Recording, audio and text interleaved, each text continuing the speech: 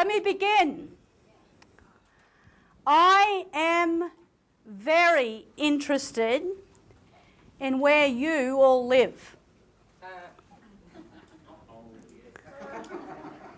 Who wants to tell me where they live? Put your hands up.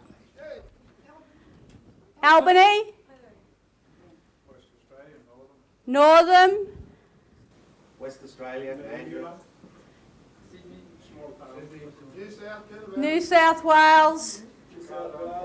Milky Way. Milky Way. All right. Now you've told me where your bodies reside, normally.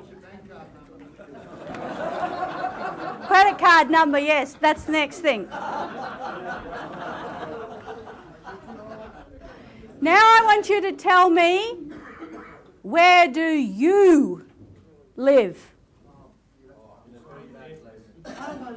Australia. The real you. Where does your mind and soul live? Where do you situate yourself? Paradise. You all have a mind and a soul, right? Anybody doesn't? Mine's a bit crook, but it's there. My soul's on the bottom of the shirt.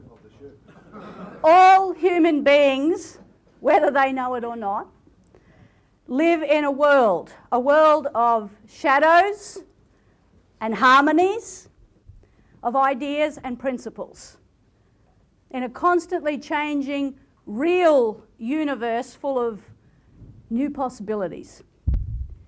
This is the immortal and beautiful realm of creativity, of truth.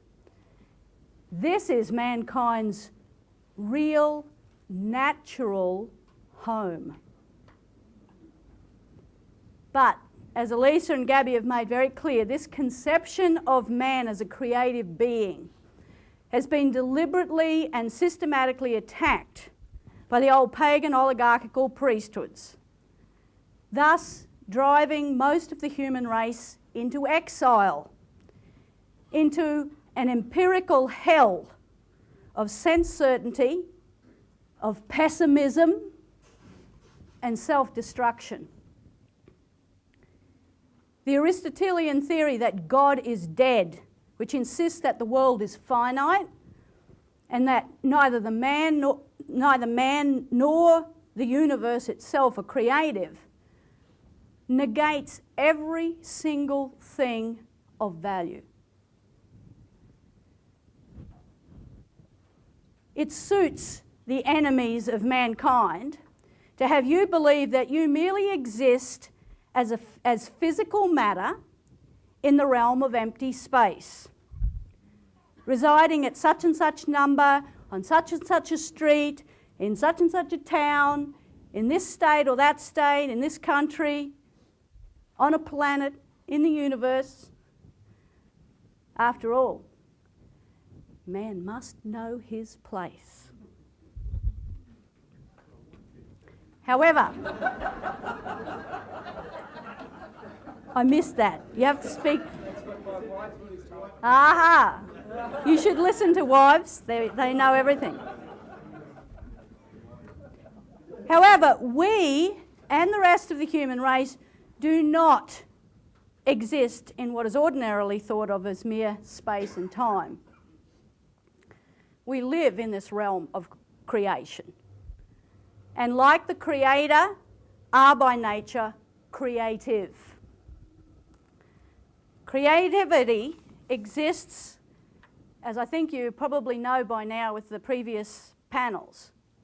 Creativity exists as an inextinguishable, universal principle, regardless of how much you or your neighbour may choose to ignore that and behave like beasts. Now, as Lynn said recently, without an infinite confidence in the future of mankind as a creative being, when you get to a great existential crisis of humanity, like we have today, you cannot lead. You can't even make suggestions about what to do. And this brings us to the great challenge before us now. For those of you in this room who have self-selected yourselves, did you know that?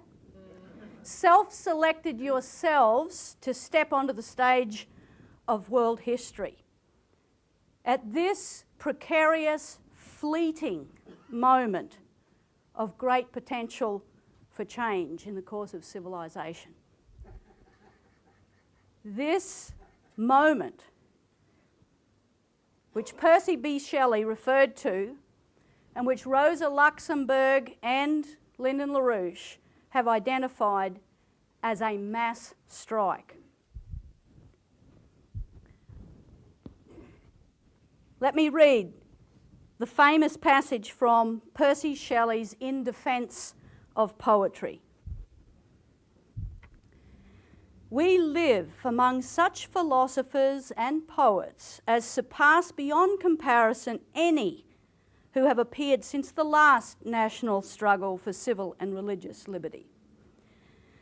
The most unfailing herald, companion and follower of the awakening of a great people to work a beneficial change in opinion or institution is poetry. At such periods, there is an accumulation of the power of communicating and receiving intense and impassioned conceptions respecting man and nature. It is impossible to read the compositions of the most celebrated writers of the present day without being startled with the electric life which burns within their words. They measure the circumference and sound the depths of human nature with a comprehensive and all-penetrating spirit. And they are themselves perhaps the most sincerely astonished at its manifestations. For it is less their spirit than the spirit of the age. Poets are the hierophants, interpreters of an unapprehended inspiration, the mirrors of the gigantic shadows which futurity casts upon the present, the words which express what they understand not, the trumpets which sing to battle and feel not what they inspire, the influence which is moved not but moves. Poets are the unacknowledged legislators of the world.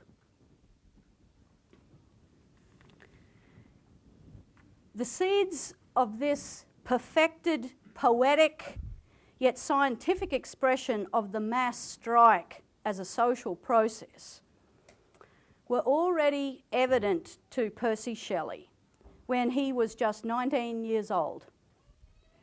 Whilst politically organising in Ireland, in his 1812 pamphlet called Proposals for an Association of Philanthropists, he wrote as follows: occasions like these are the proper ones for leading mankind to their own interest by awakening in their minds a love for the interest of their fellows, a plant that grows in every soil. I regard the present state of the public mind in Ireland to be one of those occasions which we dare not leave unseized. I perceive that the public interest is excited. I perceive that individual interest has, in a certain degree, quitted individual concern to generalise itself with universal feeling. I desire that means should be taken with energy and expedition in this important yet fleeting crisis to feed the unpolluted flame at which nations and ages may light the torch of liberty and virtue.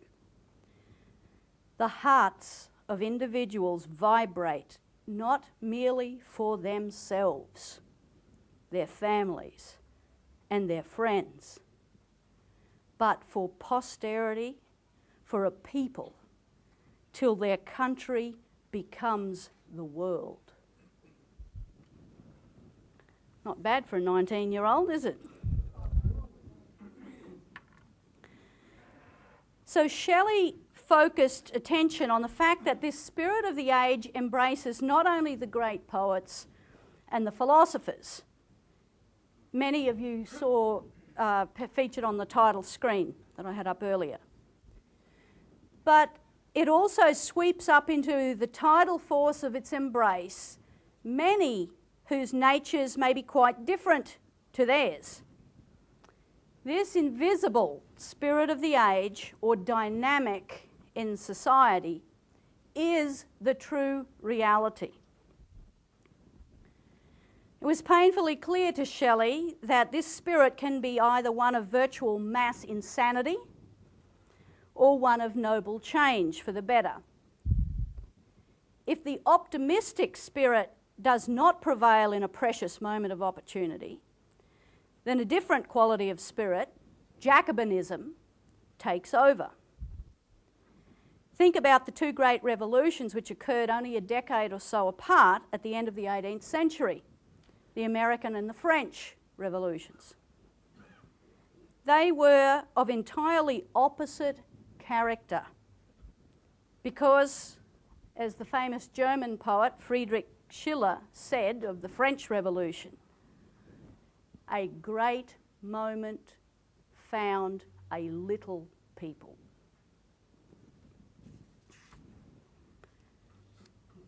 So, who can comprehend this spirit of the age? Who ensures that humanity is swept to a better future and not a worse one? Shelley tells us that this invisible spirit of the age, while it may indeed envelop and move the entire society, is only capable of being comprehended and communicated by poets. That is, the creative ones, the unacknowledged legislators.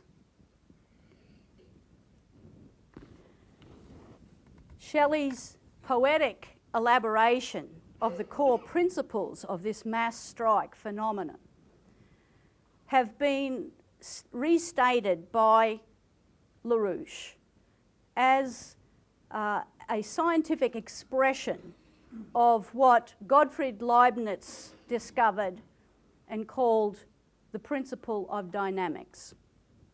And I want to play just a short video clip from Lynn's last webcast, the Ides of March webcast, where he addresses exactly this. So think of this as the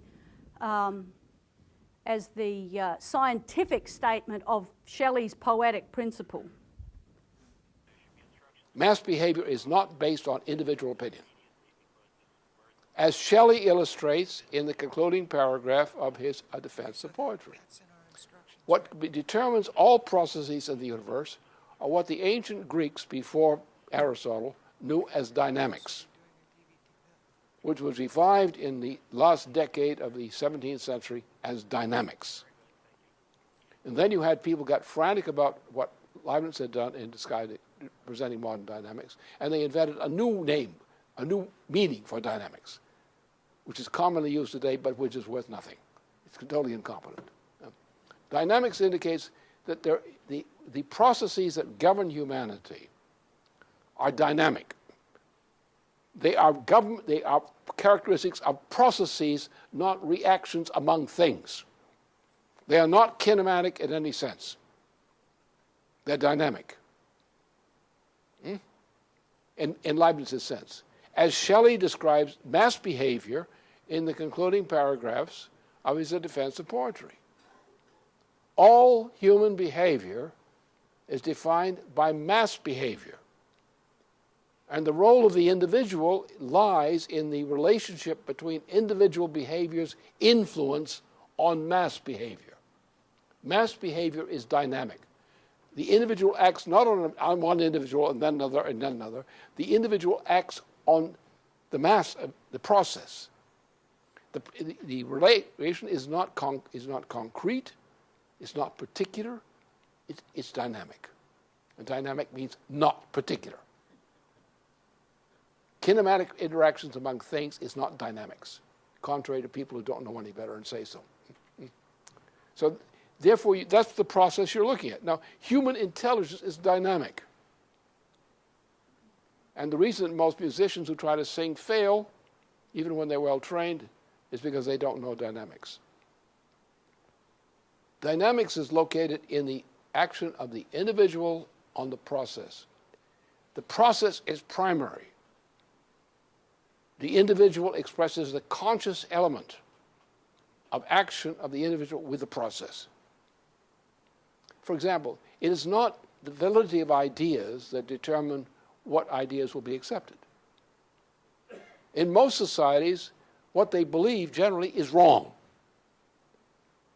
And the innovations in ideas they make as processes are wrong, destructive.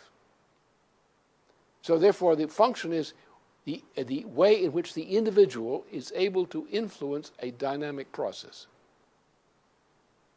And that's the way this thing works. So the role of the sovereign individual intellect as a participant in the process of influencing and being influenced by the mass process is key to determining the character of the mass strike itself. There's a reciprocal kind of effect among the individual's will and the mass social dynamic, which shapes the choices of action that are made. Now, I want to give you a poetic example of how Shelley himself acted creatively as an unacknowledged legislator to effect a change in the mass strike dynamic of his time. Bearing in mind, poets are the unacknowledged legislators. So this is a poem that you heard actually last night at the concert, for those of you who were here, which Jean recited, called England in 1819.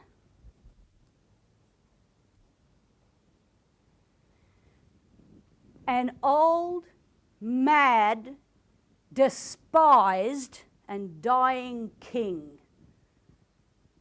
Princes, the dregs of their dull race that flow through public scorn, mud from a muddy spring. Rulers who neither see nor feel nor know, but leech-like to their fainting country cling till they drop blind in blood without a blow. A people starved and stabbed in the untilled field. An army which liberticide and prey makes as a two-edged sword to all who wield. Golden and sanguine laws that tempt and slay. Religion, Christless, godless, a book sealed. A senate, time's worst statute unrepealed. Are graves, from which a glorious phantom may burst to illumine our tempestuous day.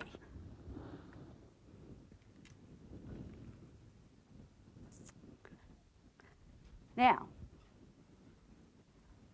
I didn't want you to look at this because it's rather important that you hear the unity, the whole of the poem. But I want to go through it. I want to talk about what was happening and why this is one of many, many powerful interventions that Shelley made during the mass strike period of his time. Who knows what in history the year 1819 is famous for? Ring any bells for people in your history lessons?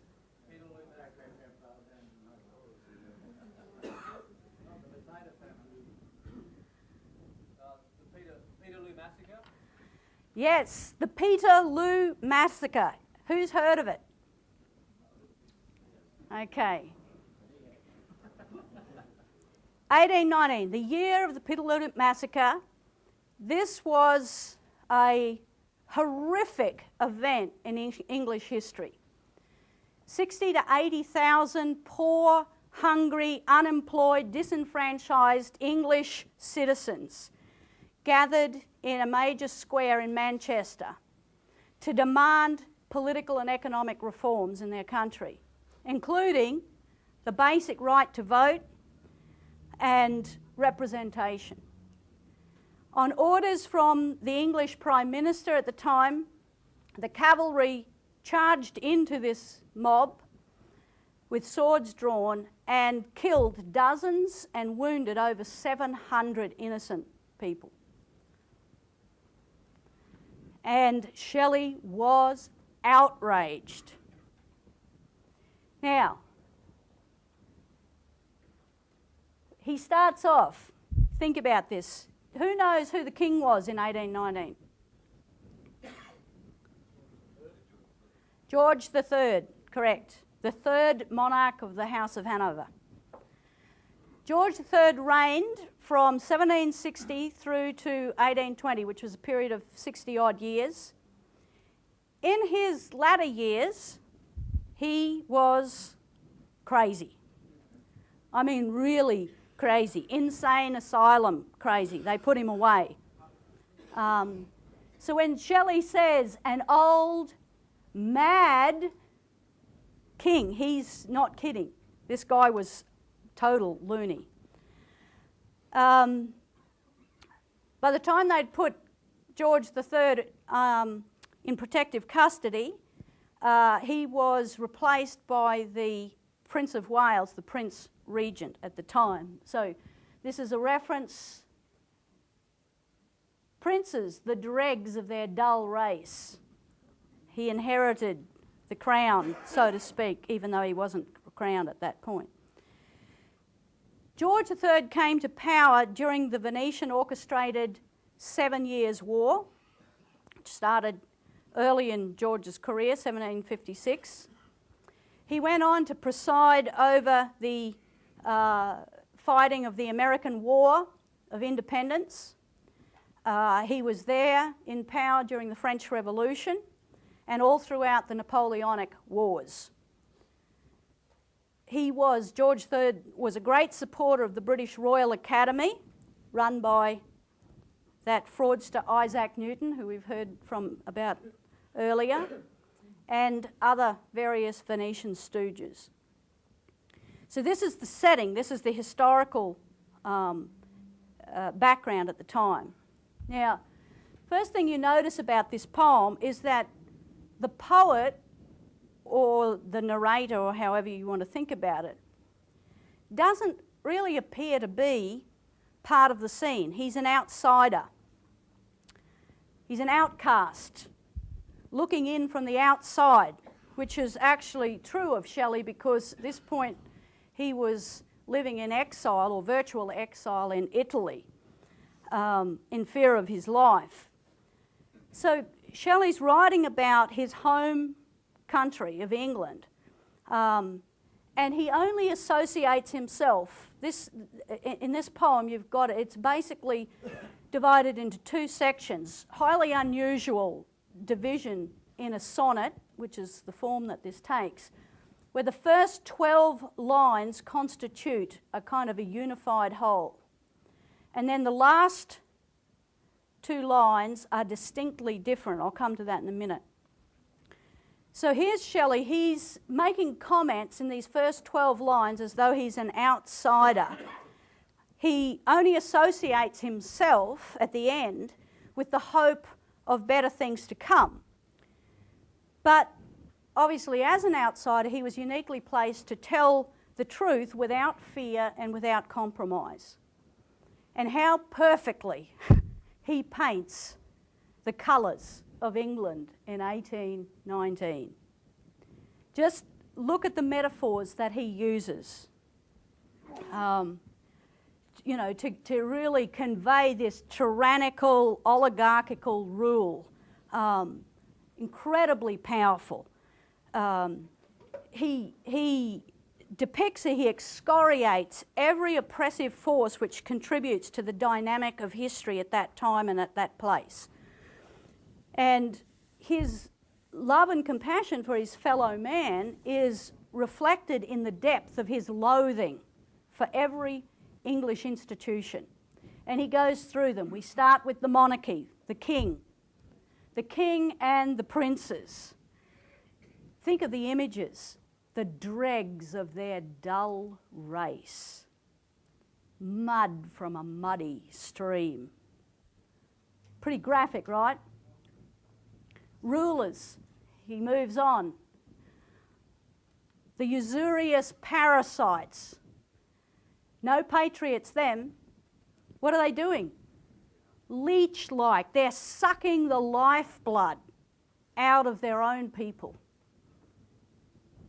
An army used as a two-edged sword to kill what? To kill liberty. Liberticide, the murder of liberty. And then this reference, golden and sanguine laws, which is very ambiguous reference. Because on the one hand, it could be a straightforward reference to the seductive power of money and the threat of bloody force, which reduces the average person to their most banal survival of the fittest type instincts. You know, golden and sanguine laws. What are you going to do against that? Or, and I think that this is a rather intriguing possibility, a veiled reference, knowing how controversial writing this poem was. He did it from Italy, remember, and it didn't get published until after Shelley's death. A veiled reference to the golden and rosy cross, which is a mystical Rosicrucian doctrine of Freemasonry. Of course, concocted by the Venetians, again, to destroy true Christianity. We know what he thought about the religion of the day, which Gabby went through very, very well. A senate, another institution, time's worst statute, unrepealed. Well, again, this is ambiguous. There were a lot of statutes that were no good. On the one hand, it could be a reference to the Act of Union that was passed in 1801, which forced Ireland under English rule, and the Irish were promised equality, or especially the Catholics were promised equality and political representation if they signed over to the British. George III, the king, reneged on the promise to the Catholics, and they went on. It was another 30 years before they had any rights of representation. And we know, and I'll go through this a bit more later, Shelley was a passionate activist for the rights of the Irish. But there's another possibility for this reference in the to the Senate, and probably more likely, it's a reference to the English Parliament itself, which denied representation to all but a tiny, tiny number of titled and wealthy elite. I think Gabby had the figures, only a couple of hundred families. Either way, it was representative of the dynamic of history at that point. Now, then, so Shelley paints this graphic picture, and then he sums it all up. He says that all of these institutions of the state or the nation, all of these things are what? graves. They're all graves. The all-encompassing metaphor of this poem is found right here. England in 1819 is a grave. Privation, violence, and death. But, unlike other corrupted poets from the Romantic school who became toadies for the Venetian oligarchical system, Shelley could never, by his very nature, leave his fellow man condemned to the grave. For him, the grave was merely a gateway to a potential new beginning, a place from which something better might come. And in this, he invokes in your mind this image of the resurrection, of hope, hope which springs eternal, springs from the grave.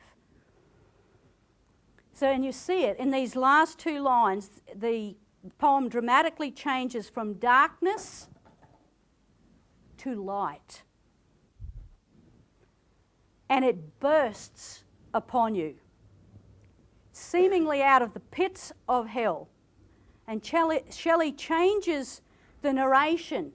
Instead of being an outsider, as he has been, observing this horror, he now uses the first person. He puts himself in this picture to illumine our tempestuous day.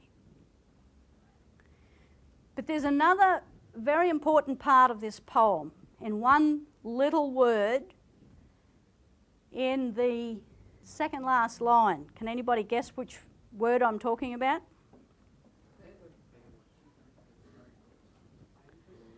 Are graves from which a glorious phantom may burst. Yes, this little word may. Why didn't he say, are graves from which a glorious phantom will burst?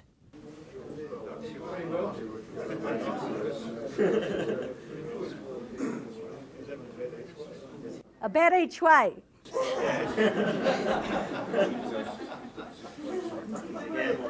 Shelley was not an idiot.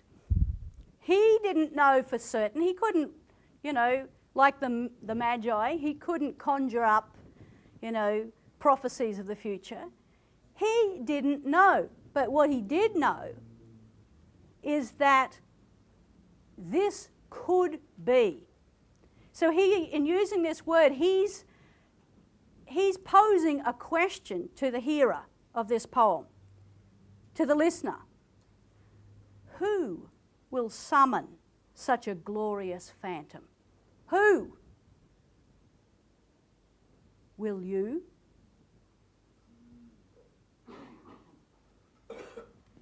Now I want to say something about this word here, phantom, because Shelley uses it often, and it'll come up in a poem that we'll go through a little later. Given his disdain for the fraudulent religious and other mystical superstitions, it may seem kind of ironical, and in fact it is very ironical, that he would use this kind of terminology. But unlike the evil Venetian priesthood, which conjures up spells with which to destroy man's creative and cognitive identity, Shelley uses the word phantom to refer to the immortal heroes of the past, the unacknowledged legislators. So perhaps in this poem he was thinking of William Shakespeare. More likely, though, he was thinking of his great hero, Plato.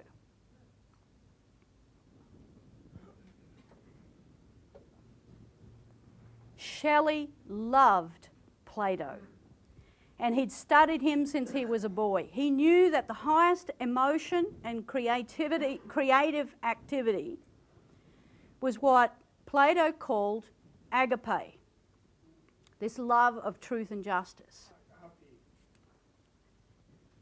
We won't have that debate here now. It is this specific emotion or passion which characterises true poets and artists, whose mission for the world is the pursuit of the idea of the good. God, actually. And it's this idea of the good which is the governing dynamic of Plato's famous dialogue, The Republic. Throughout all of Plato's dialogues, his intention is always to take issue with the most common and most traditional ways in which we persuade ourselves that what we believe is true. And by engaging in a dialogue of questions and answers back and forth, Plato, through the voice of Socrates, invites us to discover the inadequacy of our beliefs, a method of discovery which is well known as the Socratic method. Now, more often than not, Socrates drives his interlocutors into confusion because they always think that their beliefs are very well defined and very reasonable, and they get rather angry or confused when he leads them into paradoxes, into a paradoxical corner. But it's only when human reason is baffled by a difference between the possible meaning of events, a discrepancy between images that you have in the mind, that the intellect is then moved actively to seek the truth. And the emotion, this is important, the emotion that is attached to the commitment to resolve that paradox, I'll say it again, the emotion attached to the commitment to resolve the paradox is agape. Now, in a speech in Germany back in August 2001, LaRouche spoke about another crucial quality of all of Plato's dialogues, which represented for the first time in classical literature the idea of what is called the sublime. Now, in the quote that you're about to hear from LaRouche, he mentions the Meno dialogue. Now, put your hand up if you've ever read the Meno dialogue or you're familiar with it. Okay, only a few. We'd hoped to be able to, we had to excise a few things out of these presentations to fit them into a weekend. And this was one of the things. But I'll just say briefly on the question of the Meno dialogue. In this particular dialogue, Socrates is asked by a young fellow named Meno, who is a sophist, a follower of the Greek sophists. He's asked by Meno whether virtue can be taught, or whether it comes by practice or by some other means. Can virtue be taught? And Socrates shocks Meno by telling him that not only doesn't he know whether virtue can be taught, but he doesn't even know what virtue is. And Socrates says, and I've never met anybody else who does either. You can imagine this young Meno, Socrates is supposed to be the great wise man, and he says, I don't know. So Meno then proceeds to tell Socrates what he thinks virtue is. And he goes through, he lists a whole series of characteristics of virtue, and he names them. I mean, you can probably think of some yourself. Justice, temperance, wisdom, dignity, whole raft of them. But Socrates says, hang on a minute, no. I want you to zero in on the essence of virtue itself, the thing that permeates all of these other things.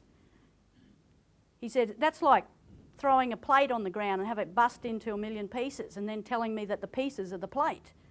He said, I don't want the pieces, I want the plate as a whole, as a thing.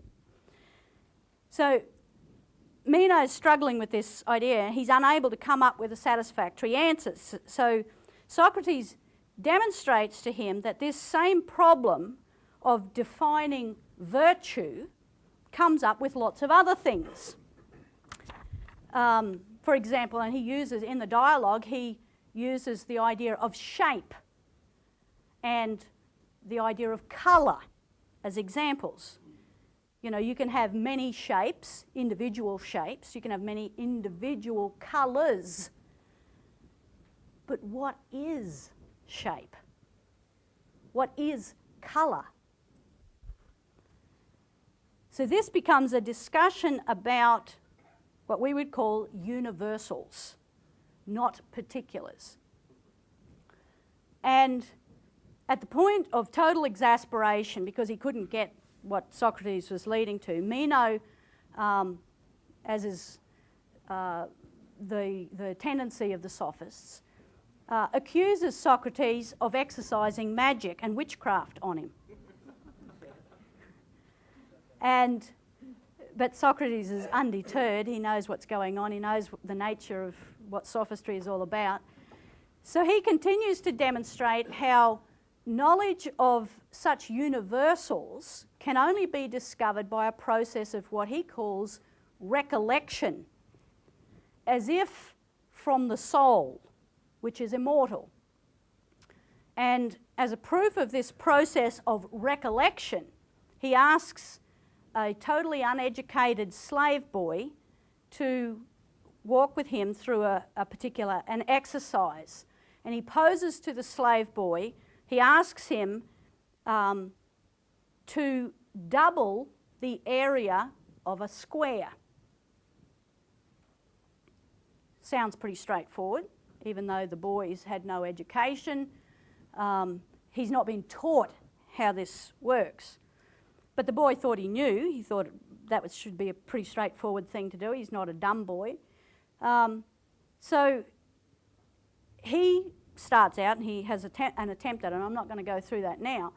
But at a certain point, the boy realises that the method by which he thought he could double the square doesn't actually work. And so he reaches a roadblock, a paradox, a point where something's got to change. Now, eventually he does figure it out, but he does that through the series of questions that Socrates poses to him. So if you haven't gone through that little pedagogical exercise of doubling the square and you've got time to hang around and corner somebody, ask somebody to help you do it. But with that as background, I want you to now listen to what Lynn said about this question of the sublime in Plato's dialogues. Plato gives you, with the Socratic dialogues, an example of the sublime. That every dialogue leads not to a tragedy, but leads to overcoming a potential tragedy, to arrive at a solution. The Meno is a perfect example of this principle of the sublime. The slave boy is able to reenact the scientific discovery, so that in every case of a Plato dialogue, there's a great success for humanity. It comes out of seeing what could potentially be a failure and a tragic situation.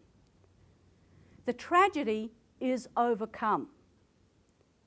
So the most important thing about that is the revolution which had occurred in religion and art and an understanding of history where humanity has learned how to have insight into humanity in order to rise to higher levels than before and to avoid the kinds of mistakes which have led to tragic consequences for humanity in the past.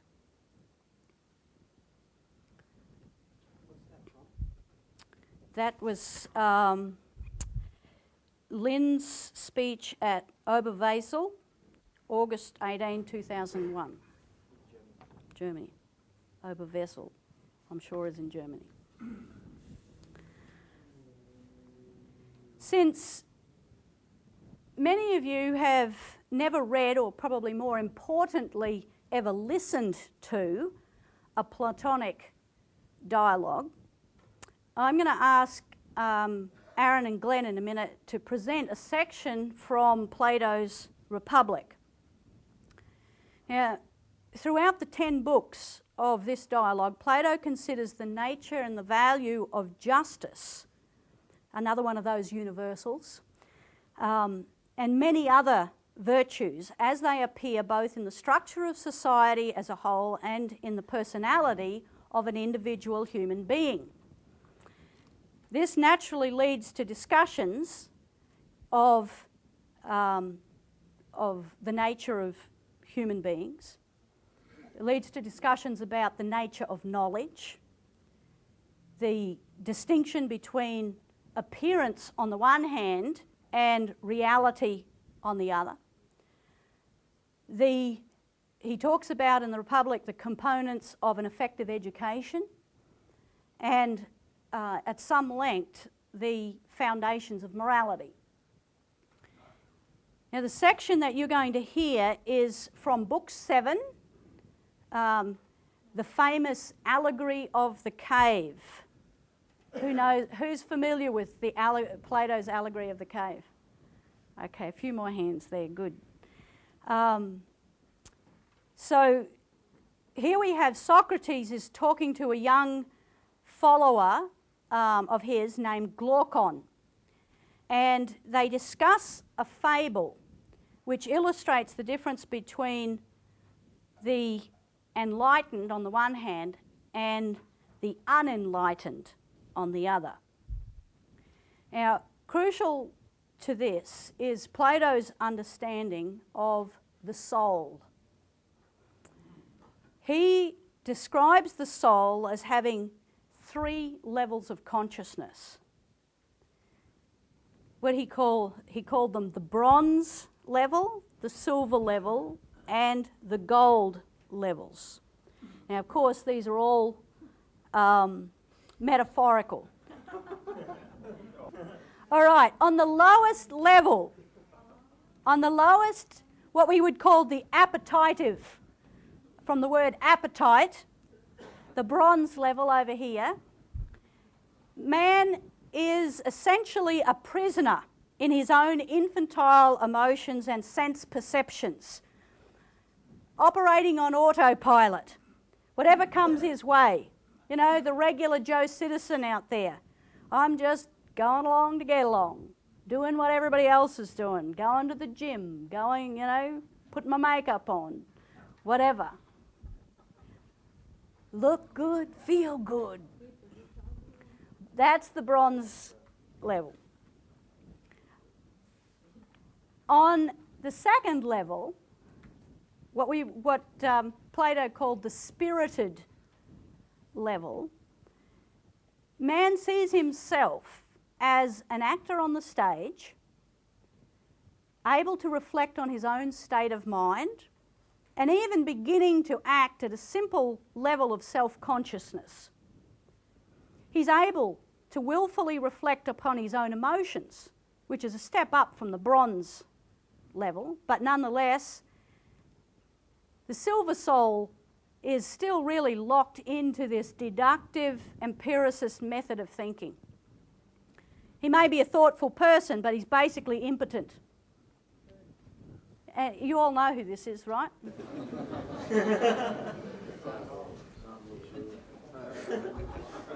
Barnaby is a great example of this, you know.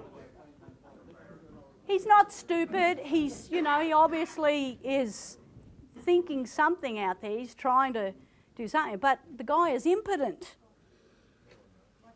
And that's the problem. He's not going to go too far. Now, the third level is the level of reason, which Plato metaphorically referred to as the golden soul. Man makes his own thinking processes the object of self-conscious thought. By contemplating and studying a sequence of scientific hypotheses which have led to true scientific discoveries throughout history, the golden soul is enabled to grasp the causal, creative principle which underlies all hypotheses. The idea of the good, or the one. Think about that.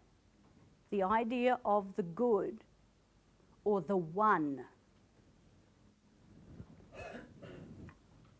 Socrates demonstrates that there is a harmony. I've depicted these as individual personalities, but that's not necessarily what Plato was getting at, although you can definitely, you know, define personalities in these kind of categories if you wanted to be simple-minded about it. But what Socrates says is that there's a harmony between these different aspects of the soul in the truly just person, where the person's emotions, which you might associate with this sense certainty at the bronze level, the person's will, which is the silver level, and his reason, all of those things exist in the one person. But it is reason which governs and creates the harmony in that one personality, that person. So Socrates summed it up this way. He said, accordingly, we can assert that in a state presided over by reason, the concern is not for particular interests, but the well-being of each and every individual, to provide the best for the common good. Now, if that is so, who should be the ruler that embodies the idea of justice? Unless the philosophers rule as kings, or those now called kings and chiefs genuinely and adequately philosophize, and political power and philosophy coincide in the same place, the cities will have no rest from their ills. Nor do I think that for mankind the regime we have now described in speech will ever come forth from nature and see the light of the sun. So the question arises then, what does it mean to educate a philosopher king to the level of reason? And if it hasn't already dawned upon you, isn't that the question facing all of us in this room? Such a person cannot be petty-minded. Such a person must have the will to search for truth. They can't have existential fears. They can't be selfish or superficial, looking for recognition. The first thing they have to understand is the difference between knowledge on the one hand and opinion. Plenty of opinion out there, not much knowledge. Plato said that they should have an understanding of music, of geometry, of astronomy. But most importantly, he said, the concept that they must grasp is what is the causality which underlies our universe? Namely, what is the cause of change and becoming. This word becoming, change. It is not something that one can learn and regurgitate. Rather, it's a state of mind on the level of reason. And that state of mind has to come to grips with the fundamental question of the idea of the good.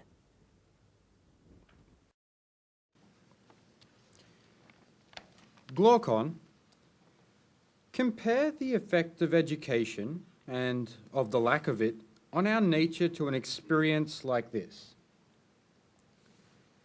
Imagine human beings living in an underground cave-like dwelling with an entrance a long way up, which is both open to the light and as wide as the cave itself. They've been there since childhood, fixed in the same place, with their necks and legs fettered, able to see only in front of them, because their bonds prevent them from turning their heads around. Light is provided by a fire burning far above and behind them. Also behind them, but on higher ground, there is a path stretching between them and the fire. Imagine that along this path a low wall has been built, like the screen in front of puppeteers above which they show their puppets. I'm imagining it. Then also imagine that there are people along this wall, carrying all kinds of artifacts that project above it. Statues of people and other animals made out of stone, wood, and every material. And, as you'd expect, some of the carriers are talking and some are not. It's a strange image you're describing, and strange prisoners. They're like us. Do you suppose, first of all, that these prisoners see anything of themselves and one another besides the shadows that the fire casts on the wall in front of them? Well, how could they, if they have to keep their heads motionless throughout life? What about the things being carried along the wall? Isn't the same true of them? Of course. And if they could talk to one another, don't you think they'd suppose that the names they used applied to the things they see passing before them? Well, they would have to. And what if their prison also had an echo from the wall facing them? Don't you think they'd believe that the shadows passing in front of them were talking whenever one of the carriers passing along the wall was doing so? Yeah, I certainly do. Then the prisoners would in every way believe that the truth is nothing other than the shadows of those artifacts. They must surely believe that. Consider then what being released from their bonds and cured of their ignorance would naturally be like, if something like this came to pass. When one of them was freed and suddenly compelled to stand up, turn his head, walk and look toward the light, he'd be pained and dazzled and unable to see the things whose shadows he'd seen before. What do you think he'd say if we told him that what he'd seen before was inconsequential and an illusion, but that now, being nearer to reality and turned toward things, more real things, he saw more truly? Or, to put it another way, if we pointed to each of the things passing by and asked him what each of them is and compelled him to answer, don't you think he'd be at a loss and that he'd believe that the things he saw earlier were truer than the ones he was now being shown? Much truer. And if someone compelled him to look at the light itself, wouldn't his eyes hurt, and wouldn't he turn around and flee towards the things he's able to see, believing that they're really clearer than the ones he's being shown? He would. And if someone dragged him away from there by force, up the rough, steep path, and didn't let him go until he dragged him into the sunlight, wouldn't he be pained and irritated at being treated that way? And when he came into the light, with the sun filling his eyes, wouldn't he be unable to see a single one of the things that we call real? He would be unable to see them, at least at first. I suppose, then, he'd need time to get adjusted before he could see things in the world above. At first, he'd see shadows most easily, then images of men and other things in water, then things themselves. Of these, he'd be able to study the things in the sky, and the sky itself more easily at night, looking at the light of the stars and the moon, then during the day, looking at the sun and the light of the sun. Of course. Finally, I suppose he'd be able to see the sun, not images of it in water or some alien place, but the sun itself, in its own place, and be able to study it. Necessarily so.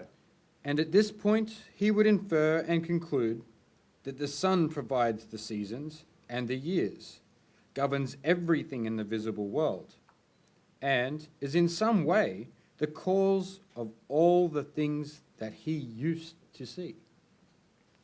It's clear that that would be his next step. What about when he reminds himself of his first dwelling place, his fellow prisoners, and what passed for wisdom there? Don't you think he'd count himself happy for the change and pity the others? Certainly. And if there had been any honours, praises, or prizes among them for the one who was the sharpest at identifying the shadows as they passed by, and who best remembered which usually came earlier and which later, and which simultaneously, and who could thus best define the future, do you think that our man would desire these rewards or envy those among the prisoners who were honoured and held power? Instead, wouldn't he feel, with Homer, that he'd much prefer to, quote, walk the earth as a serf to another, one without possessions, and go through any sufferings, rather than share their opinions and live as they do? I suppose he would rather suffer anything than live like that. Consider this too. If this man went down into the cave again and sat down in his same seat, wouldn't his eyes, coming suddenly out of the sun like that, be filled with darkness? Yeah, they certainly would. And before his eyes had recovered, and the adjustment would not be quick, while his vision was still dim, if he had to compete again with the perpetual prisoners in recognizing the shadows, wouldn't he invite ridicule? Wouldn't it be said of him that he'd returned from his upward journey with his eyesight ruined, and that it isn't worthwhile even to try to travel upwards? And as for anyone who tried to free them and lead them upwards, if they could somehow get their hands on him, wouldn't they kill him? Yeah, they certainly would. This whole image, Glaucon, must be fitted together with what we said before. The visible realm should be likened to the prison dwelling, and the light of the fire inside it to the power of the sun. And if you interpret the upward journey and the study of things above as the upward journey of the soul to the intelligible realm, you'll grasp what I hope to convey, since that is what you wanted to hear all about. Whether it is true or not, only the God knows. But this is how I see it. In the knowledgeable realm, the form of the good is the last thing to be seen, and it is only reached with difficulty. Once one has seen it, however, one must conclude that it is the cause of all that is correct and beautiful in anything, that it produces both light and its source in the visible realm, and that in the intelligible realm it controls and provides truth and understanding, so that anyone who is to act sensibly in private or public must see it. I have the same thought, at least as far as I am able.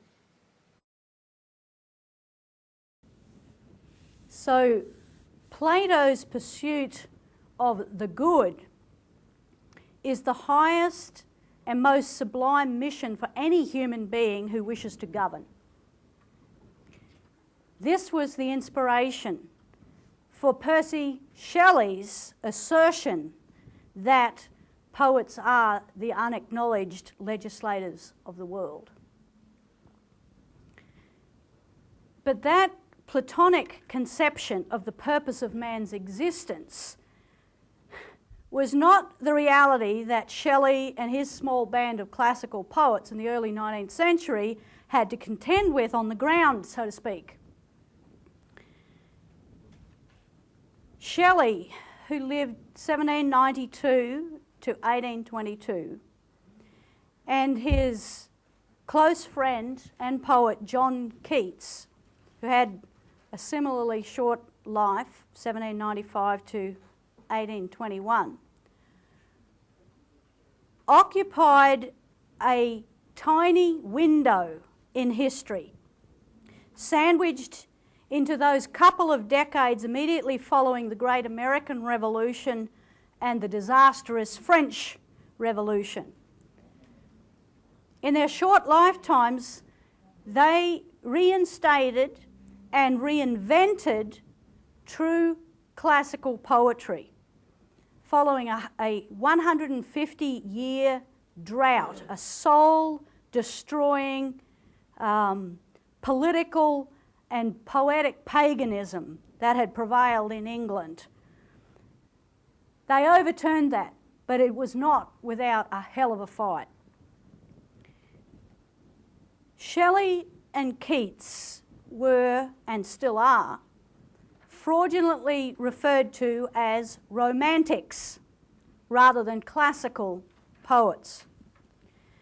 And they're traditionally included with the rabble of romantics from the so-called Enlightenment period, which included people like Wordsworth, Scott, Coleridge, Lord Byron. That's just a few of them. The Romantics took their name from their nostalgia for that cesspool of sensuality and bestiality, ancient Rome, the Romantics. And like much of the other art that you saw from Elisa and which Gabby referenced, Romantic poetry is composed by bearing your heart, showing your deepest emotions. What Lyndon LaRouche has often denounced as sick sincerity of feeling. The Romantics focused on images of nature, of childish innocence, which some of them knew a lot about, of rural simplicity, the simple life, and it was all explicitly founded on the doctrines of Aristotle and his Venetian followers. Now, by contrast, Shelley and Keats, being Platonists, wrote their poetry to generate new universal ideas, thoughts that had not previously existed in their hearers' minds. Their intention was to reach into the minds, into the intellect of the person who they're engaging with, and to cause that person, cause change, to help that individual to experience the emotional beauty of change. And they used images, even quite sensuous, what we would call sensuous images, but they used them in a different way to the Romantics. Shelley and Keats and the classical poets used these images to lift the mind beyond and above through the use of metaphor. Now, Shelley in particular passionately despised the entire Enlightenment philosophy. And at age 27, he wrote the following. This is taken from one of his many essays called On Life. Again, written interestingly in 1819. So Shelley says, "The doctrines of the French and material philosophy are as false as they are pernicious. This materialism is a seducing system to young and superficial minds. Man is a being of high aspirations, looking before and after, whose thoughts wander through the infinite, existing but in the future and the past, being not what he is, but what he has been and shall be. Wherever may be his true and final destination, there is a spirit within him. There is a spirit within him at enmity with nothingness and dissolution. Such contemplations as these, materialism and the popular philosophy of mind and matter alike forbid. They are only consistent with the intellectual system." So Shelley really had a very good, sharp grasp of this Venetian disease. By the end of 1819, when Shelley wrote his essay called A Philosophical View of Reform, which advocated the American principles of sovereign self-government, he was so widely vilified in both literary journals and general publications that he couldn't even get a publisher to print this extraordinary document, even though he was willing to pay for it himself. So Shelley he had virtually no friends, no allies in England at all. Despite repeated attempts to bribe and pressure both Keats and Shelley into abandoning their Republican principles, there was a purity of soul in both these men that was inconceivable to the rest of the Romantic rabble. Shelley's connection to American republicanism started very early in his life when he studied the writings and the scientific works of Benjamin Franklin. And as a child, Shelley even attempted to replicate, he got ridiculed for it, but he tried to replicate Franklin's scientific experiments with electricity, microscopes, steam engines, all sorts of things. He said that Benjamin Franklin is the proof of the triumph of the mind.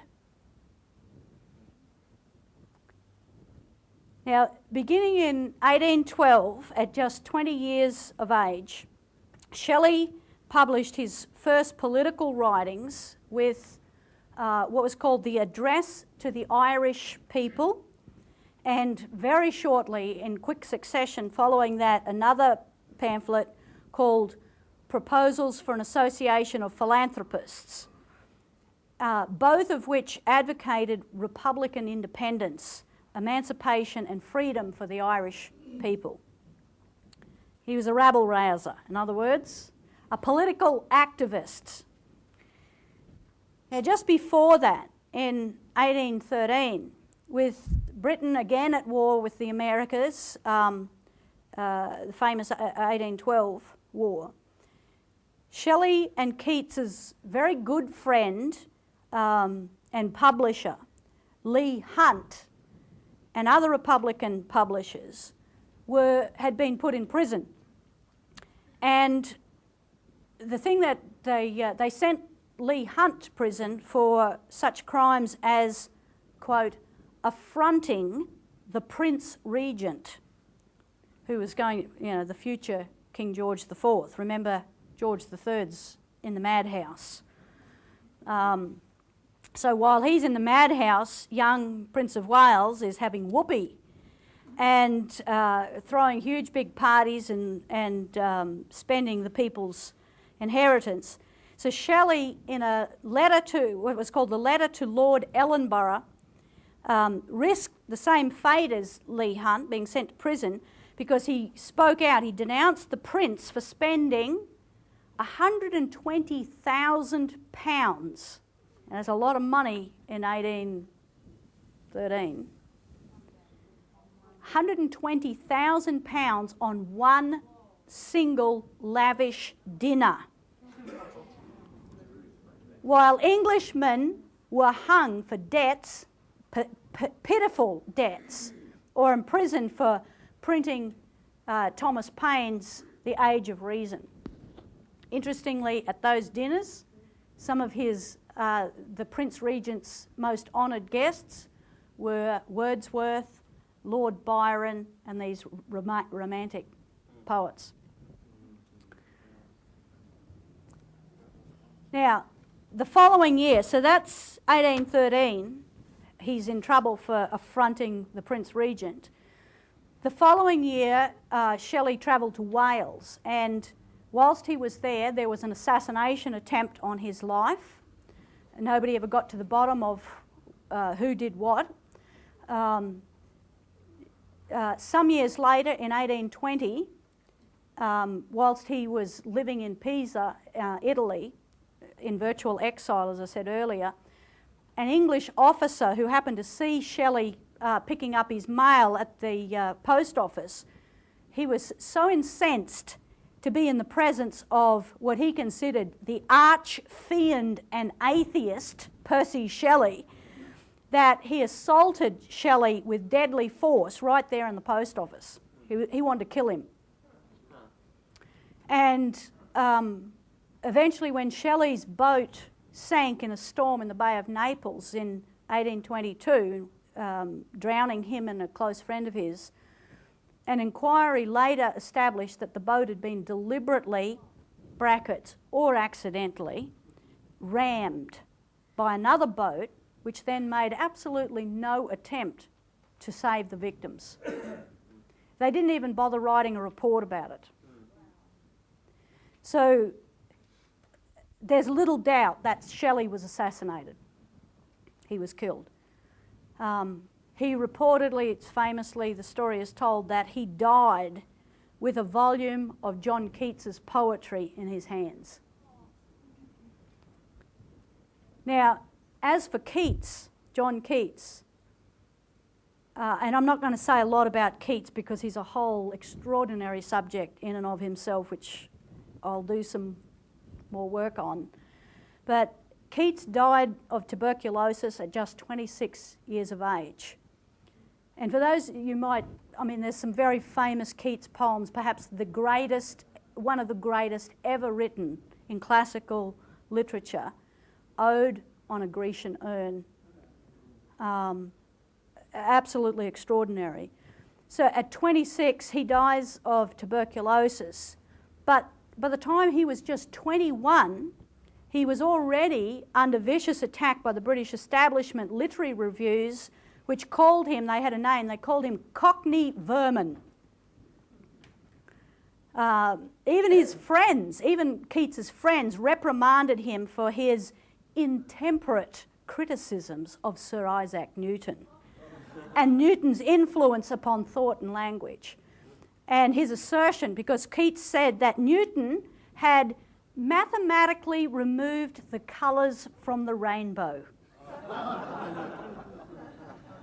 A beautiful way of summing up what this Venetian empiricist method was all about. And Keats would often make a toast. He'd say, "To Newton's health and confusion to his mathematics." Now, the heart of the battle which Keats took on was with the reigning literary god of the Enlightenment, Alexander Pope, who Gabby mentioned briefly this earlier on. And Alexander Pope had invented what was called a closed couplet rule for composing poetry, or what he called heroic verse. And this was a rule that had prevailed for over 100 years in Britain. Pope and his followers entrenched a literal formula for composing poetry. And the first thing they did was completely outlaw any metaphor. And they based their formula, their rule book, on mathematics. So it didn't matter what form of the poem it was, whether it was a ballad, a sonnet, a canzone, which is the famous Italian form that Dante used to compose, all other classical forms of poetry. What Pope did was he would use this closed couplet to strip down into a series of 2 mandatory rhyming lines of just 10 syllables each. And those 2 lines had to express the thoughts and the sense impressions of the poet very explicitly. You could only express one thought at a time, and each couplet could only, or each phrase could have only one very precise, fixed meaning. And preferably, every couplet, which is 2 lines of poetry, would end with a full stop. So you get the idea. Here's a couple of examples. And you'll gather a little bit from the content of what he's talking about, as well as from the form.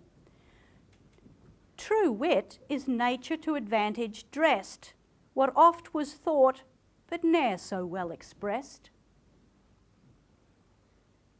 It's from his essay on criticism. And then this one, which is a bit more obvious. Just note the full stops.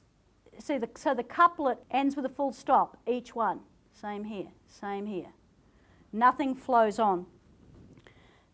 Abstract what others feel, what others think.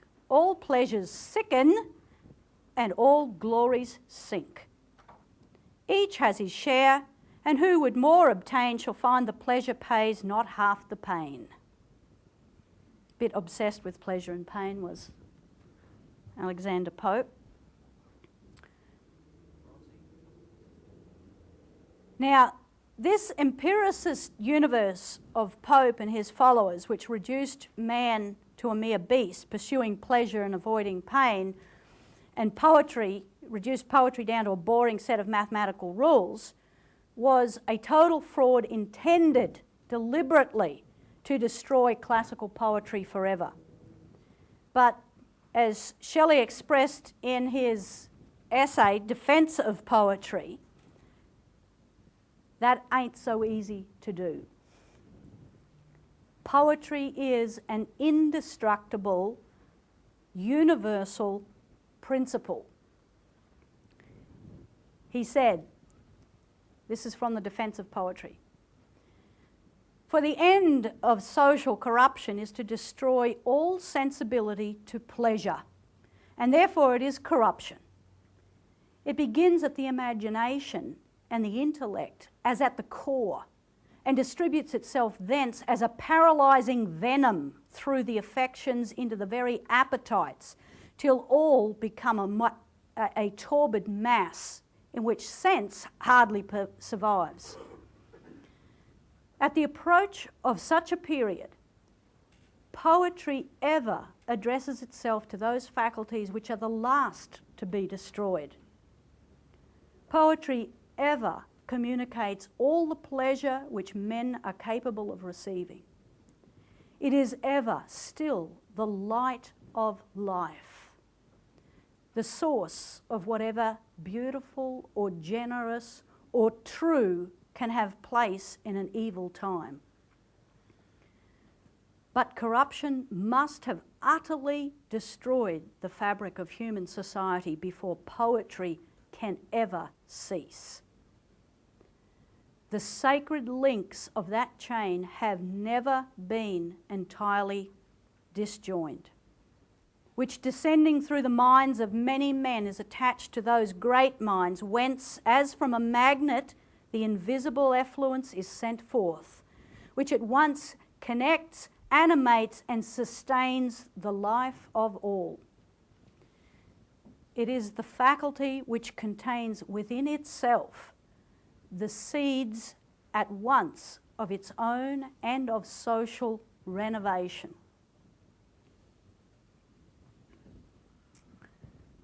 Which is a great comfort, I must say, in a period of a dark age, to know that there is something there that is inextinguishable, a principle that will not go away. Now, I want you to help me discover what real poetry is. I want to go through one of Shelley's poems because there really is no higher expression of this principle. Now, for those of you who've not studied poetry and you find it challenging to follow, don't panic. Don't worry. I'm going to recite this next poem, and I want you not to focus or not to fixate at first on the particulars.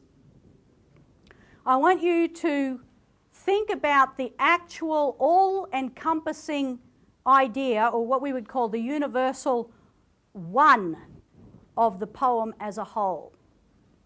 And it's a somewhat longer poem. There's 7 stanzas to it, so you'll have to concentrate through it. That's what I'm saying. Don't get lost in the particulars. I want you to think about the overriding one. And the recitation, whether it's good or bad or in between, is irrelevant for the moment. The recitation that you hear is merely the shadow of that idea of the one which your mind tunes into. Now, a single unified conception of this poem will come to you. You might not think so, but it will. And you'll have many ideas that will enter your mind from all sorts of different things as I recite this. Those many will be transformed into a one, into a unity. Now, that transformation is the work of the creative processes of the individual human mind. A mind in the similitude of the mind of the Creator.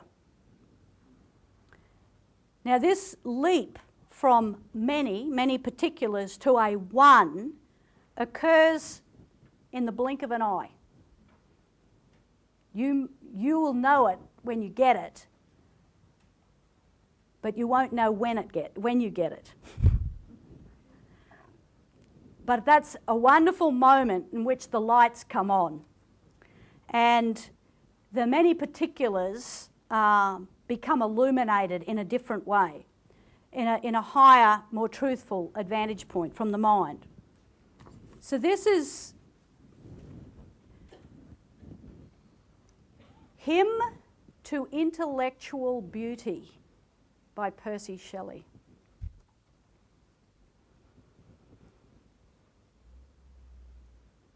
The awful shadow of some unseen power floats, though unseen, among us, visiting this various world with his inconstant wing, as summer winds that creep from flower to flower. Like moonbeams that behind some piny mountain shower, it visits with inconstant glance each human heart and countenance, like hues and harmonies of evening, like clouds in starlight widely spread, like memory of music fled, like aught that for its grace may be dear, and yet dearer for its mystery. Spirit of beauty, that dost consecrate with thine own hue all thou dost shine upon of human thought and form, where art thou gone? Why dost thou pass away and leave our state, this dim, dark vale of tears, vacant and desolate? Ask why the sunlight not forever weaves rainbows or yon mountain river. Why aught should fade and fail that once is shown? Why fear and dream and death and birth cast on the daylight of this earth such gloom? Why man has such a scope for love and hate, despondency and hope? No voice from some sublimer world hath ever to sage or poet these responses given. Therefore the names of demon, ghost, and heaven remain the record of their vain endeavours. Frail spells, whose uttered charm might not avail to sever from all we hear and all we see doubt, chance, and mutability. Thy light alone, like mist o'er the mountains driven, or music by the night wind sent through strings of some still instrument, or moonlight on a midnight stream, give grace and truth to life's unquiet dream. Love, hope, and self-esteem, like clouds, depart and come, for some uncertain moments lent. Man were immortal and omnipotent, didst thou, unknown and awful as thou art, keep with thy glorious train firm state within his heart. Thou messenger of sympathies that wax and wane in lovers' eyes, thou that to human thought art nourishment like darkness to a dying flame, depart not as thou shadow came. Depart not, lest the grave be, like life and fear, a dark reality. While yet a boy, I sought for ghosts, and sped through many a listening chamber, cave and ruin and moonlit wood, with hopes I'll start again. While yet a boy, I sought for ghosts, and sped through many a listening chamber, cave and ruin and moonlit wood, with hopeful steps pursuing hopes of high talk with the departed dead. I called on poisonous names with which our youth is fed. I was not heard. I saw them not. While musing deeply on the lot of life at that sweet time when winds are wooing all vital things that wake to bring news of birds and blossoming. Sudden, thy shadow fell on me. I shrieked and clasped my hands in ecstasy. I vowed that I would dedicate my powers to thee and thine. Have I not kept the vow? With beating heart and streaming eyes, even now I call the phantoms of 1,000 hours, each from his voiceless grave. They have with me envisioned bowers outwatched the envious night. They know that never joy illumined my brow unlinked with hope that thou wouldst free this world from its dark slavery. That thou, O awful loveliness, wouldst give whate'er these words cannot express. The day becomes more solemn and serene when noon is past. There's a harmony in autumn and a lustre in its sky which through the summer is not heard or seen, as if it could not be, as if it had not been. Thus, let thy power, which, like the truth of nature on my passive youth descended, to my onward life supply its calm. To thee,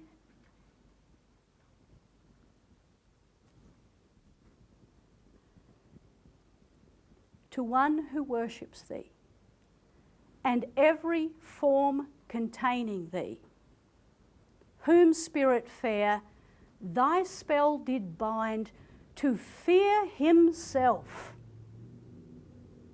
and love all humankind.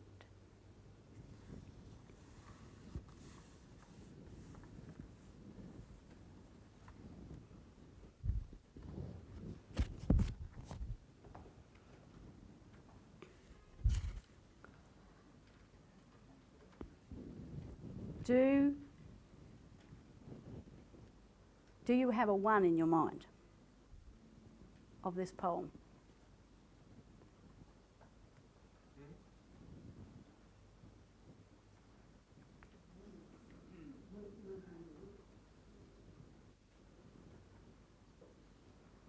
For me, it's based on his faith. Faith in God, that is one with God. Mm-hmm. Because he's trusting in the phantom once again. That's absolutely part of what you get. But is that the one? Sorry. I just asked, do people have a one, a sense of the whole of the poem? Yeah, what the answer was. Oh, sorry. He was one Faith in God. with God Yeah, that Shelley, yeah. himself and peace because of his relationship with his God. So based on his faith and his relationship with God, that's a reflection. The whole poem is a reflection of that. When you begin to think about this question, it's not so easy, is it? To express in a handful of words what the one is. Why not? Why is it a difficult thing? Well, there's one and all alone and every more shall be so. That's the start. That's the whole English thing, isn't it? Well, the thing is, it's the difficulty. Shelley just took 7 stanzas to express probably the most profound conception of the nature of man and his relationship to the Creator. And he did it in the most extraordinary way that you could possibly imagine. Now, it's possible for us to have a one in our minds, but it's very, very difficult to express that one in words. Now, I'm going to go through it with you because there's a whole lot of things that I think will, if that one is not clear to you yet, it will become so. Right from the very beginning, and the opening line, Shelley states the theme of the hymn. The invisible and elusive, but awe-inspiring, transformative power of creativity. That power which we all fear and yet we yearn for. It's a power which shifts our deepest sense of self or our soul from this type A identity to a type B identity. So Shelley takes us by the hand and he unfolds to our souls not some magic formula for reinventing ourselves or something, but a dynamic process of discoveries. And each discovery builds upon the one before it, till finally you arrive in the last stanza and the very final line of the poem at the most profound and important discovery of all. So, let's explore. And I want you to tell me certain things as we go through this. Now, Shelley poses the first of many paradoxes about this unseen power, which he wants us to solve. And in these opening two lines, you have one hell of a paradox. And it's a very ambiguous question. The awful shadow of some unseen power floats, though unseen, among us. Now, is he saying that not only is the power itself unseen, but that the shadow of that power which floats among us is also unseen?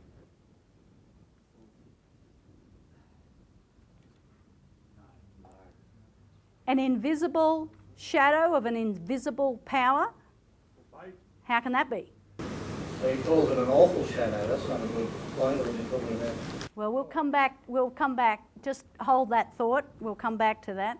Describe its power. I found principles not discussed. It's easy enough to grasp the idea of an unseen power. I mean, just think about, the wind blowing the trees. You don't see the wind, but you know it's there, right? You can feel it in your face, or you can see the winds blowing. Gravitation, is an unseen power. It's pretty obvious. If you don't have gravity, you take off. Love. So an unseen power is not so difficult for us to comprehend. But all those things cast visible shadows in our world, don't they? Love, you see love in the embrace of a little child for its parent, or the leaves blowing, or the feel, we see the shadows, or we feel the shadows, or we hear the shadows. So what's he getting at if he's saying that the shadow itself is unseen? Fear. Fear. Fear? Well, you do get a sense of fear in this, don't you? The awful shadow. It seems like he's posing something that is a terrifying concept, or it implies. Does he mean full To me, of awful? awful. As in the term awful, or do we take it as awful as, because I read it as Don't have an E awe, on it. Full of full awe. of awe. Yeah. It's making people pay attention. Well, that's a possibility, and we'll come back to it. Again, we'll come back to this word, but just concentrate for the moment on this unseen power floating unseen among us, because it's the shadow of the power that floats unseen. Can't be the spirit of the age. Mind control. Well, we like to reduce things down to things that we can see, smell, touch, and, all the senses, right? So he's already dropped us in the deep end, Shelley, by saying, you're not going to get hold of this thing that easily. I'm not going to let you just grab it in the first 2 lines. So, well, let's explore, because for us mere mortals, Shelley elaborates in a series of metaphors. And he describes what this unseen shadow of this unseen power is like. Like, it isn't this, it's like this. So that he gives us little things that we can grab onto so we don't go too crazy. So he says, it's like summer winds that creep from flower to flower. Interesting. Just imagine that. Summer winds that creep from flower to flower. It's not the summer wind, it's the summer wind that creeps from flower to flower. It's like moonbeams behind a piney mountain shower. You don't see those moonbeams, they're behind the shower. It's like hues and harmonies of evening. Who's seen a hue? Who's heard a harmony? You have not heard a harmony. So what are hues and harmonies of evening? What are they? How does the tune go?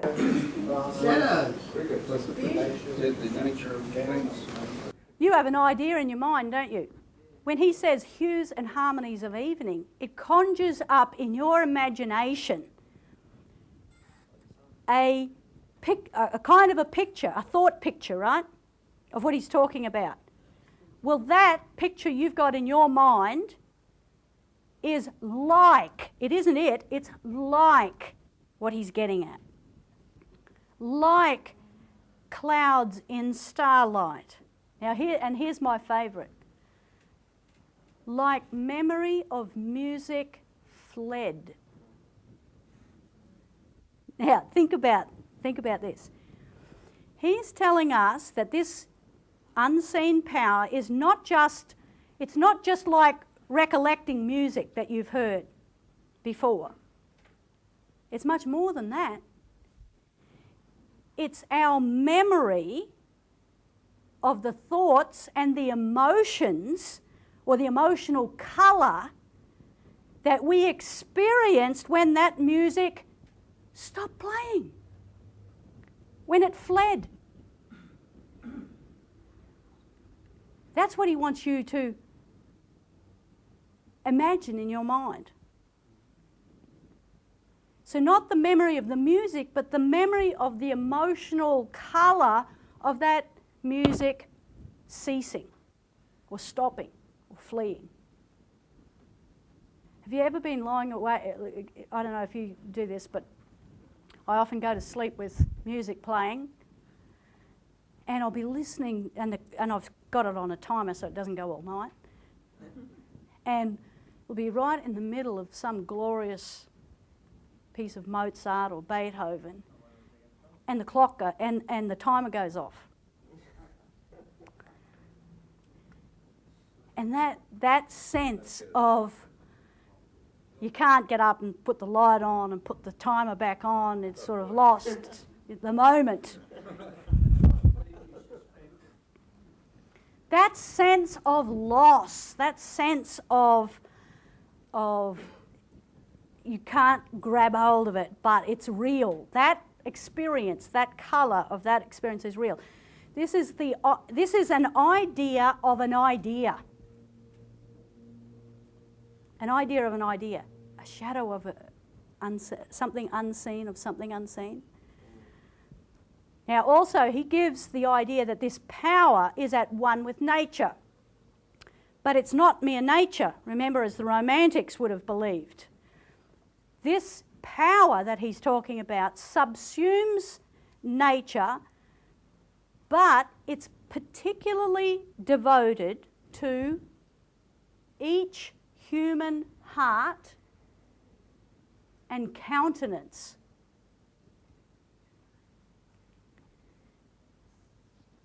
Now, your countenance is your face. Well, what does it care about what you look like? You know, each human heart and countenance, i.e., he's talking about the sovereign, individual human being. But in a sense, it's also broader than that. Each human heart. He's talking about mankind as a whole. And finally, in the last two lines of this stanza, Shelley prepares us for the following stanza by invoking a completely, a completely different kind of ephemeral idea of grace and mystery. How easily can you give me a definition for grace? Can you give me a definition for mystery? Don't try, I don't want you to.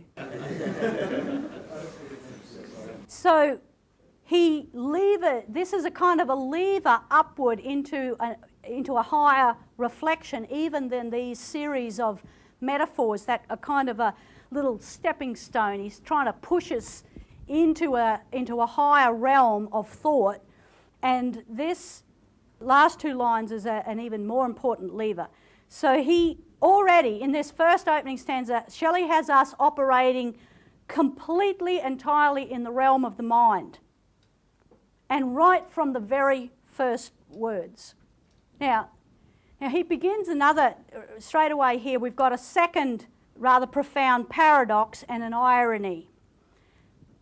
Compare the first three words of this stanza, spirit of beauty, to the first three words of the first stanza. The awful shadow, and then, what have we got next? Spirit of beauty. Well, which is it? Is this unseen power awful, or is it beautiful? You can't have one with it, maximum minimum. Well, this is maximum minimum. This is what you're actually approaching, this realm of transfinite type ideas. Now, the poet is thinking about human thought. And he goes on, he says, basically how pure it is when touched by beauty. But there's a problem here. It doesn't last. Why not? Why doesn't it last? Now, and Shelley goes through this, the agony. He compares the sense of loss of that spirit of beauty to the loss of a loved one. And if you look in lines 4 and 5, why dost thou pass away and leave our state, this dim, dark veil of tears, vacant and desolate? Well, the metaphors in here, the words pass away imply dying, correct? Our state implies our temporal mortal existence compared to the permanence and the immortality of beauty. It doesn't pass away. It's not in a state. And veil, this idea, veil of tears. Veil is a word that you associate, with a funeral or bereavement. So this absence of beauty is, it's like a death. Now he asks a series of these really despairing rhetorical questions about not only why that spirit of beauty seems to desert us, but why man himself is so fickle. You know, why is it that we can both love and hate? Why we are capable of despondency and hope. These extremes in our nature. And he has us wondering, somewhere between the beginning and the end of this stanza, whether in fact it's beauty that passes away and leaves us grieving, or whether it's man who abandons beauty. Who's leaving who? Is it the power that comes and goes, or is it mortal man who comes and goes? So after posing this profound philosophical question about the nature of man, Shelley asserts that there's no mystical voice from a better world that solved this question for us. And even though man seeks for answers to these questions from God or gods or whoever, still we're burdened, thanks to our senses, all we hear and all we see. We're still burdened with doubt, chance, mutability. Now I want you to look at this next line, which is very, very important in the poem. You'll see why when we get towards the end. Frail spells, whose uttered charm is this is a reference to the religious dogma and the incantations of organised religion, which Shelley absolutely despised. Now, some say that Shelley rejected Christianity, that he was an atheist, and that, and they use this verse as a justification for their position. But anybody who's read Shelley knows that that's absolute claptrap garbage. Yes, he rejected the hocus pocus and the so-called pretensions of religion and Christianity. And that's a different thing altogether. So that, just remember this for, because we'll come back to it. Shelley brings us a little bit of hope, though, and a little bit of relief in the last 5 lines of this stanza, because he lifts us up from this sensory realm again to thy light alone, which gives grace. And if you jump, thy light alone, and then he has all of these examples, like mist of the mountains driven, or music by the night wind sent through strings of some still instrument. Beautiful image. Thy light alone gives grace and truth to life's unquiet dream. Light, just as it is for Rembrandt and Leonardo and all of the great classical artists, light is a metaphor for truth. And following that, you know, with these series of metaphors, you know, you just see this elaboration, beautiful, beautiful imagery where Shelley is trying to get you to encompass the fullest, greatest breadth of this conception of truth. You know, you think about this music by the night wind sent through strings of some still instrument. Nobody's playing this instrument, and yet you can hear the notes, or you can hear the harmonies, you can hear the music itself, just the breath, the invisible breath of this power sweeping across the strings of that instrument. Now, the other thing that's important in all of these images is that they all capture some kind of process or an action. They're never, he's not asking you to contemplate fixed objects or things. He's asking you, begin to think in this realm about motion, action, processes. So we have ideas here describing an even bigger, more profound idea. This big idea is this idea of truth and grace, which is capable of conquering life's unquiet dream. Which it's grace and truth which gives meaning to life. Now, they're concepts which lie in the realm of the mind alone. But they are concepts which constitute a power to affect our physical existence. And metaphor and irony, which exist only in the mind, is the pathway to this higher, more beautiful state of being. But we've still got a problem, Houston. Shelley says the characteristics of this higher state of existence, what Lynn would refer to as a type B identity, the characteristics, love, hope, self-esteem, these things still depart and come for some uncertain moments lent. Why can't we hold on to these things? Why can't we be type B identity all the time? You want to be?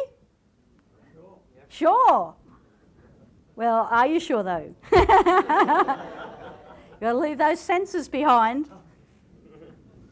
And he says, man would be immortal, man would be omnipotent. If only this power would stay with us. Then that'd be different.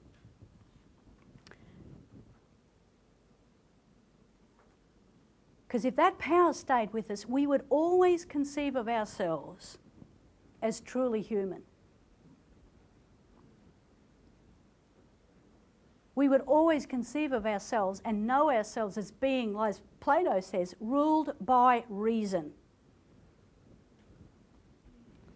Now, jump to line 8 or 9, 8 and 9.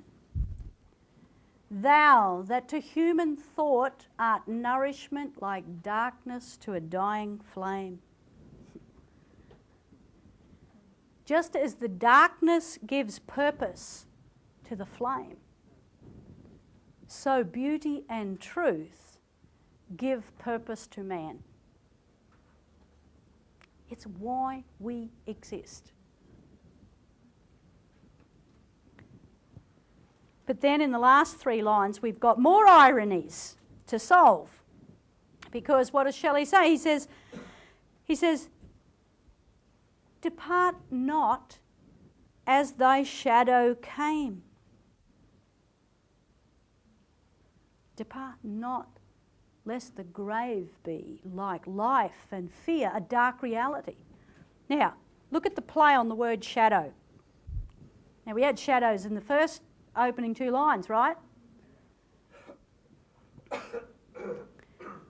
So the word shadow, whilst it represents the light of truth, which man desires, it's also associated with death and with what happens after death.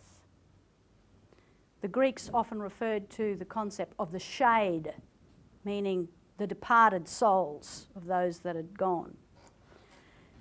So man is caught in the temporal world, hungering and striving for immortality, but that immortality is intimately linked to man's true identity as a cognitive intellectual being. And we haven't got it yet. We haven't hung on to it yet. As Lynn has often said, when we're faced with the question of what is the outcome of our having lived, what is the meaning of our life, if you can't answer that question, then your grave becomes the final reality, right? The culmination of your life, the fulfillment of all your fears. Shelley knew it intimately. Now, with that question of immortality looming and unanswered still, the biggest and most profound question facing each and every human being, having brought us to the point of absolute tension, he then changes mode, and instead of talking about mankind in general, he begins to relate his own personal story, a bit like what he did in 1819. And he begins when he was a boy. And this stanza is divided into two distinct parts, with the end of one mode of behaviour, what we would call this type A identity, this empiricist type behaviour associated with childhood, with our basic senses. And then a leap to a totally different sense of self, the type B identity characterised by creativity. Now note that once this shift is made, unlike the earlier stanzas where man keeps falling under the influence of this awful power of truth and light only intermittently, Shelley seems to have discovered the secret here to making this desired identity permanent, or at least the dominant characteristic of his identity. So he begins by telling us that when he was a child, he searched for truth by trying to talk to the departed dead, the occult. And he called on poisonous names with which our youth is fed, the indoctrination of the priesthood. He wasn't heard. He didn't see anything. In other words, there were no answers to be found in hearing or seeing in the senses. Nothing gave him the answers he was after.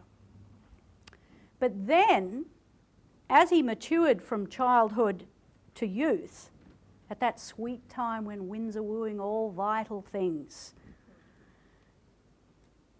he began musing deeply on the lot of life. Don't you get the sense of a deep, prolonged concentration of the mind?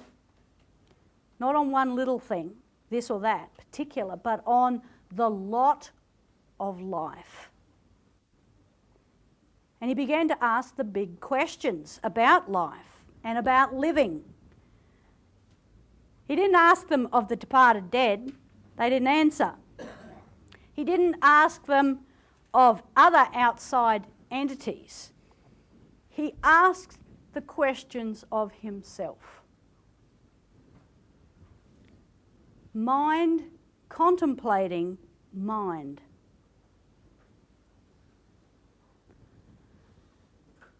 And it was in the midst of musing deeply, not just, given it a few seconds fleeting thought, musing deeply, that suddenly, out of the blue, seemingly from nowhere, but not really, thy shadow fell on me.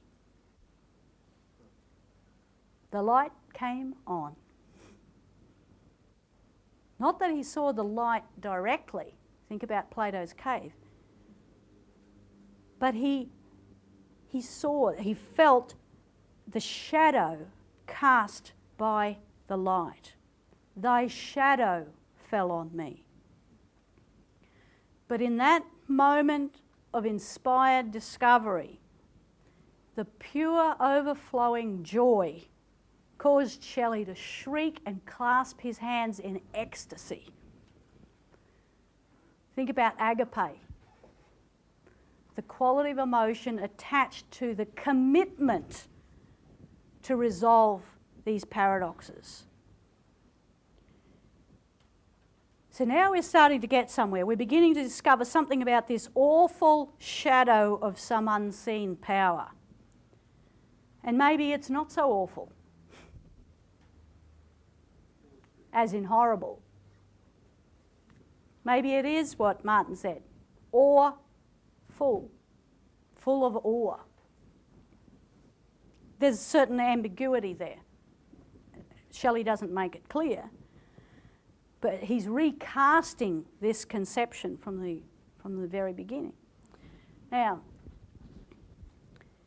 immediately following this powerful experience of joy and enlightenment, Shelley makes a vow.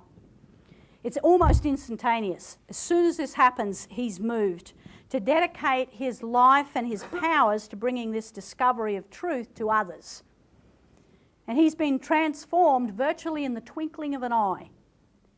Now notice that this once elusive power now belongs to Shelley himself. I'll dedicate my powers. They've become his powers, not somebody else's power imposed from outside, from some external source. It lies within him. And it's his passionate mission to awaken others to this power within themselves. Have I not kept the vow? And he provokes you to think about, how has he kept his vow? What do you think? How has he kept his vow?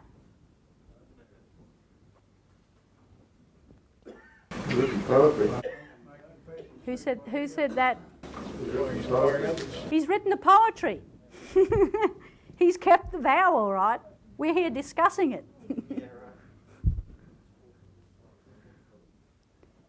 And in an ironic twist, after deriding these mystical voices of the religious empiricists, he tells us that he calls the phantoms of 1,000 hours. In other words, the immortal souls of all those heroes of the past. All of those heroes united for truth and beauty. And together they've, Shelley, with those other phantoms there with him, imagine the school of Athens image, of all of those personalities existing in his mind and his soul, together they've passionately and lovingly dedicated themselves to this great mission for mankind. And he says, I know that what I can't achieve in these words of my poetry, the creative power will evoke in the listener's mind, even beyond what I can express. In other words, the notes, the music between the notes will still carry, even though I'm reduced to putting words on a page.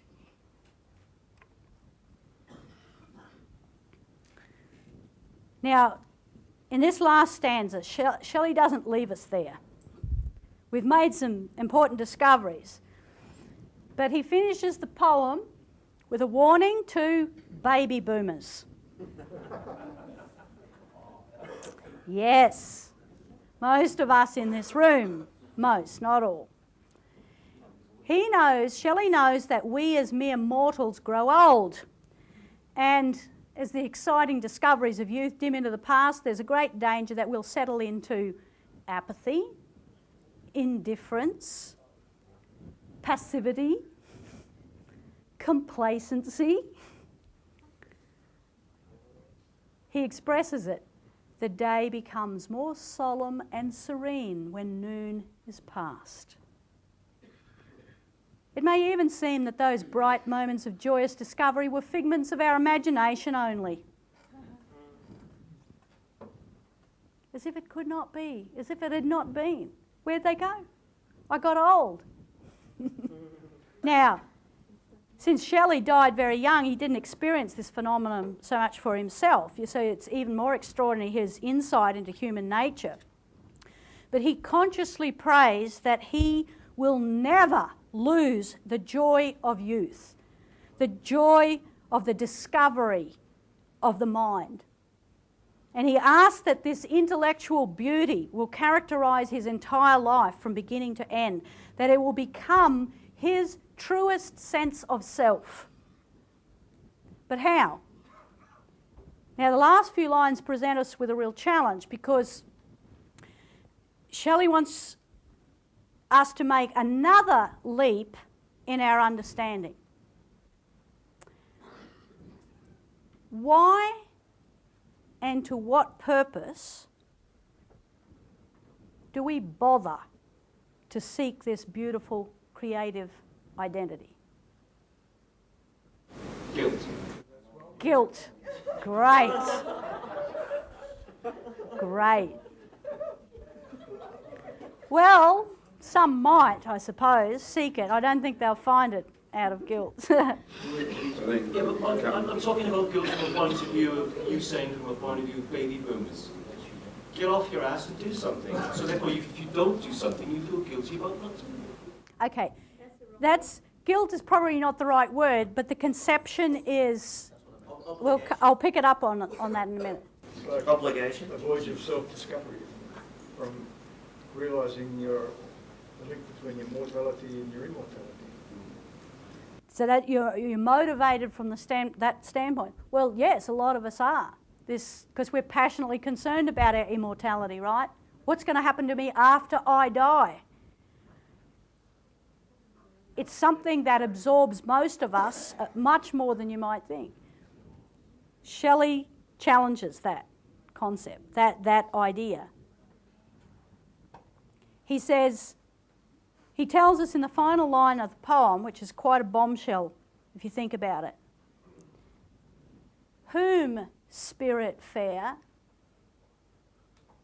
thy spells did bind to fear himself and love all humankind.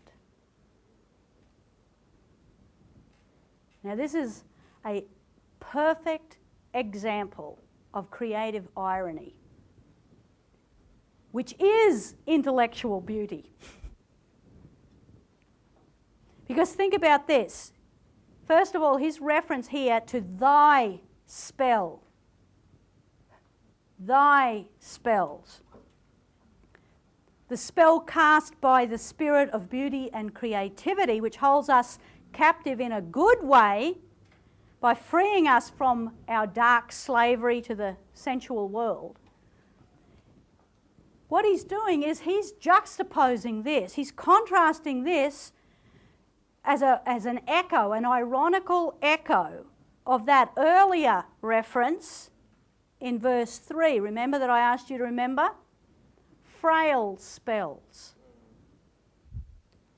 And who uttered the frail spells? Frail spells whose uttered charm might not avail to sever from all we hear and all we see doubt, chance, and mutability. The frail spells were the incantations of the religious quacks. So he's saying, yes, there's a spell involved, but this is a spell cast by the spirit of beauty. It holds us captive, yes, but not in the realm of the type A sense certainty identity, but in this higher realm of type B. And the truth of Shelley's poem lies precisely here. And he makes you discover the universe of difference between identity A and identity B. But here's a question. Why do you think Shelley says that the spirit of beauty bound him to fear himself and to love all humankind? Why fear himself? Is he referring there to like the individual human being? When he says himself, speak up. Glenn's asking whether he's referring to the individual. Yeah, the individual. Him. I think yes. Himself versus humankind. There's the individual. To be always aware that you could hurt somebody, and this is to fear himself. That's what's meant by fear. Well, And from it comes agape. okay, yes. Himself is referring to the realm of sense certainty as opposed to immortality. Precisely, yes. So this pursuit of truth and beauty is not selfish. It's not about me, myself, and I. It's about humanity itself, humanity as a whole.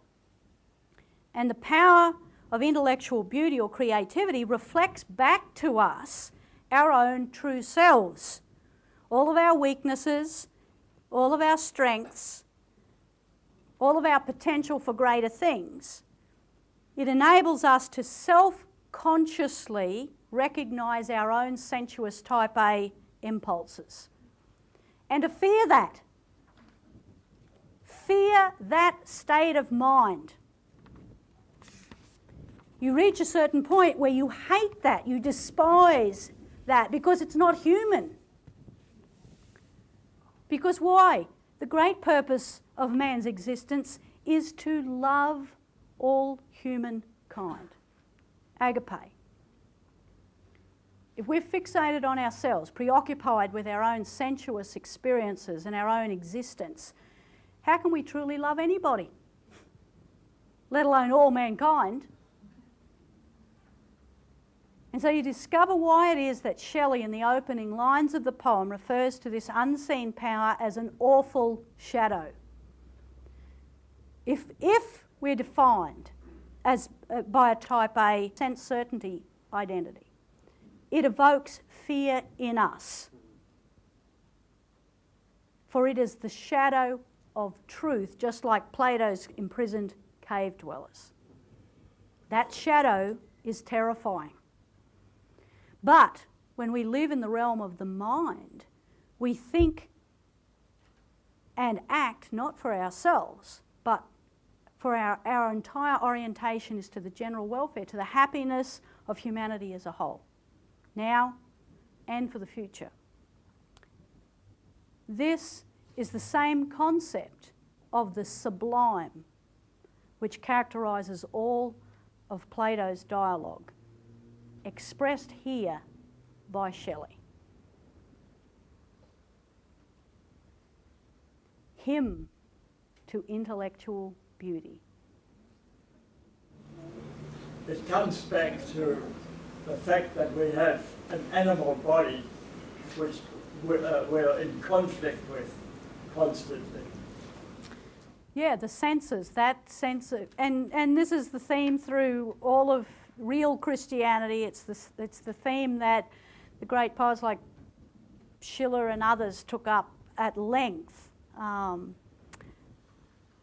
But a very, a crucial window to this challenge that we've got before us now.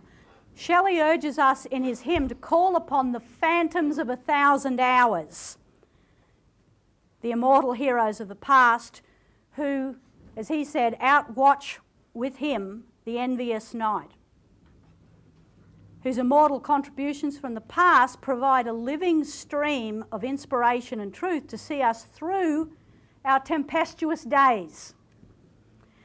But these historical individuals do not merely exist for our personal benefit and fulfillment. We are necessary for them. How do you like that? You are necessary for Percy B. Shelley and for any of the other phantoms he might reference. Now, their lives have already changed the universe. But without us, their ideas, their discoveries may very well lay dormant, like seeds out in the desert waiting for the rains to come. Their immortality is vouchsafed in us, just as ours will be vouchsafed in the generations yet to be born. Now, this is precisely the issue of the simultaneity of eternity, which Elisa more or less referred to in the last part of her presentation, in respect to the School of Athens, and which LaRouche poses with this question: what is the meaning of your existence in the universe? What are you doing now for the future of humanity? Now, with that moral issue so posed, I want to introduce you to one of our own Australian phantoms.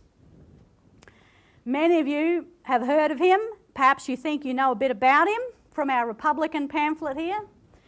But I can assure you, the Charles Harpur you will meet now will take you completely by surprise. Ask yourself why this extraordinary patriot and poet of our own country was never taught to us in school. Charles Harpur, the second son of convict parents, was born in 1813 when New South Wales colony was just 25 years old. He grew up at Windsor in the Hunter Valley, a first-generation Australian, a currency lad, as they call them. And whilst Harpur didn't write much about his parents, he always acknowledged his deep indebtedness to their, what he called, remarkable social and intellectual qualities. Now, the politics of the time was an emerging battle between the currency lads on the one side and what were known as the exclusives. The exclusives formed the first Legislative Council in 1824, and they were appointed by the governor of the day. The first 20 members of the Legislative Council, of those 20, 10 were members of the City of London's Australian Agricultural Company. Still exists today. In other words, the squattocracy, as they were known. And it included the infamous family, the MacArthurs. Now, the emancipists, on the other hand, like their cousins in Europe, were fighting for representative government. They wanted trial by jury, they wanted equality before the law, they wanted land for the native youth. But unfortunately, not everybody thought highly of the emancipists. And one newspaper of the day derided them. They called them, this is a quote, a poor, grovelling race. The scourge and the fetters and the dungeon and the Australian Inquisition have reduced them to the level with the Negro. They've lost their English spirit. They've degenerated into Australians.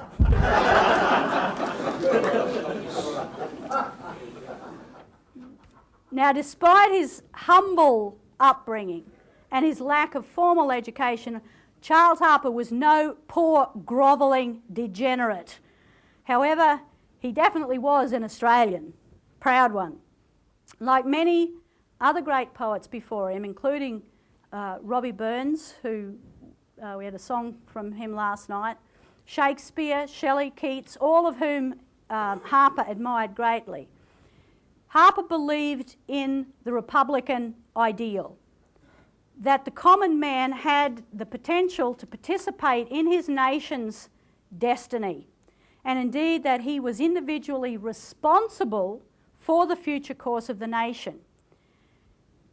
And I'm going to call upon a voice from the deep to speak, and there's a few quotes here from Harpur that I'm not going to read, so this is what Harpur said of himself. I'm not only a democratic Republican in theory, but by every feeling of my nature. Its first principles lie rudimentarily in the moral elements of my being, ready to flower forth and bear their proper fruit. Hence, as I hold myself on the ground of God's humanity to be politically superior to no fellow being, so on the same ground, I can feel myself inferior to none. So now I want you to listen to how Harpur expressed this Republican ideal of his in a poem that some of you may have heard of it, perhaps not. I'm going to get Ian to recite it because he's learned it. It's called The Tree of Liberty. Tree of Liberty by Charles Harpur.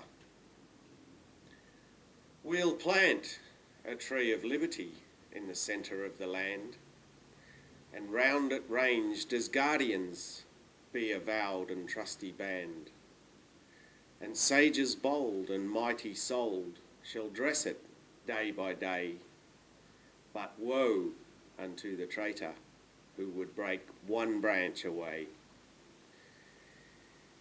Then sing the Tree of Liberty for the vow that we have made.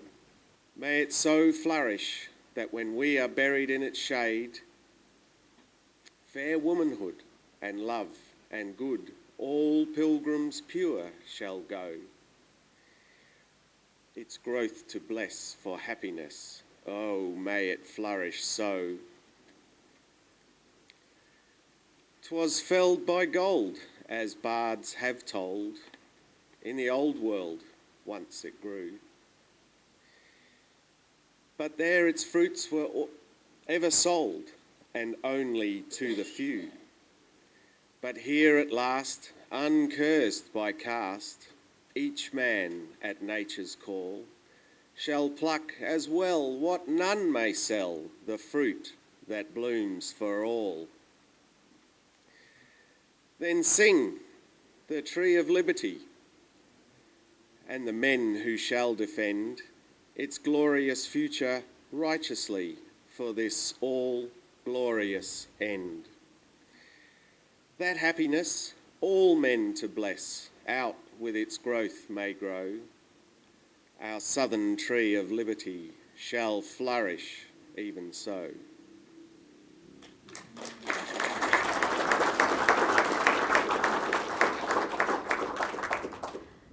So from a very early age, Harpur consciously adopted a mission to become what he called the Bard of thy country.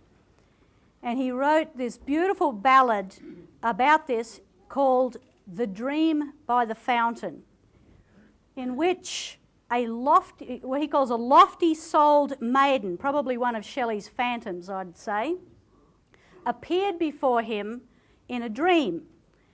And this is just one part of an excerpt from it, but you'll get the sense of what this phantom was saying or challenging Harpur with.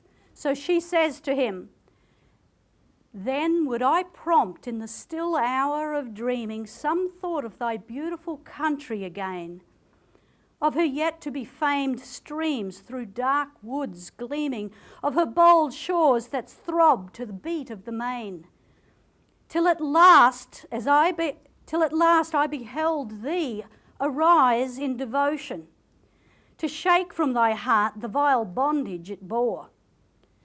And my joy gloried out like a morning lit ocean when thy footfall I heard in the fountains once more." "Listen," rejoined one, "I promise thee glory such as shall rise like the day star apart, to brighten the source of Australia's broad story. For this thou must give to the future thy heart. Be then the bard of thy country. Oh, rather should such be thy choice than a monarchy wide. Lo, 'tis the land of the grave of thy father. 'Tis the cradle of liberty. Think and decide." Having accepted responsibility for his fledgling nation, Harpur held nothing back.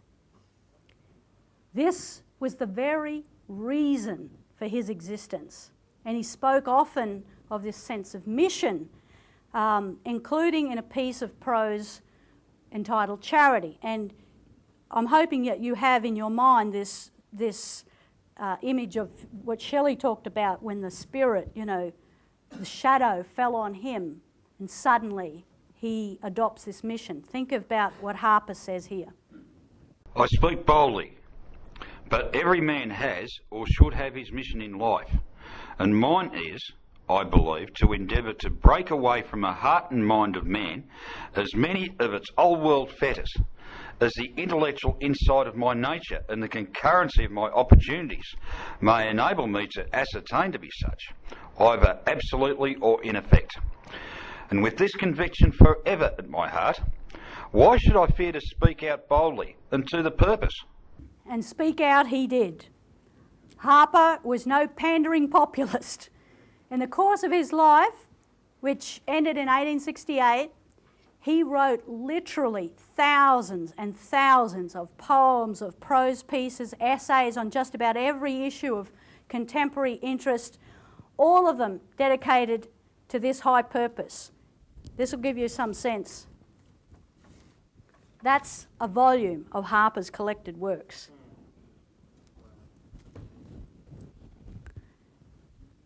Harpur maintained that, quote, the prime object of society is or should be the perfection of man, end quote.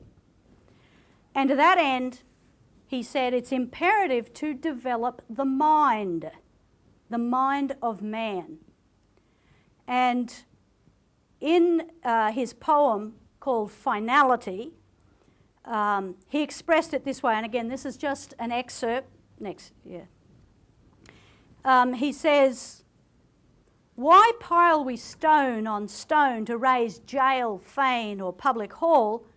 Why plan fortress or tower for future days, yet leave unbuilt to wrong or guilt the nobler pile, the mind of man? With finer wool the land to dower, behold how strongly we are moved, even while a nation's thinking power, unvalued yet, unnamed, we let grow bestial because unimproved. Now that's a reference. This reference to finer wool is very ironic because it's an obvious jab at the much despised squattocracy, who were willing to invest everything in improving the quality of their wool, but nothing in improving the nation's thinking power. But Harpur didn't reserve his ironic poetic criticisms only for his Australian contemporaries. Much of his writings reflect an intimate knowledge of the political, cultural and philosophical battles that were being waged throughout Europe and America, as well as an intimate knowledge of the chief protagonists, the good and the bad.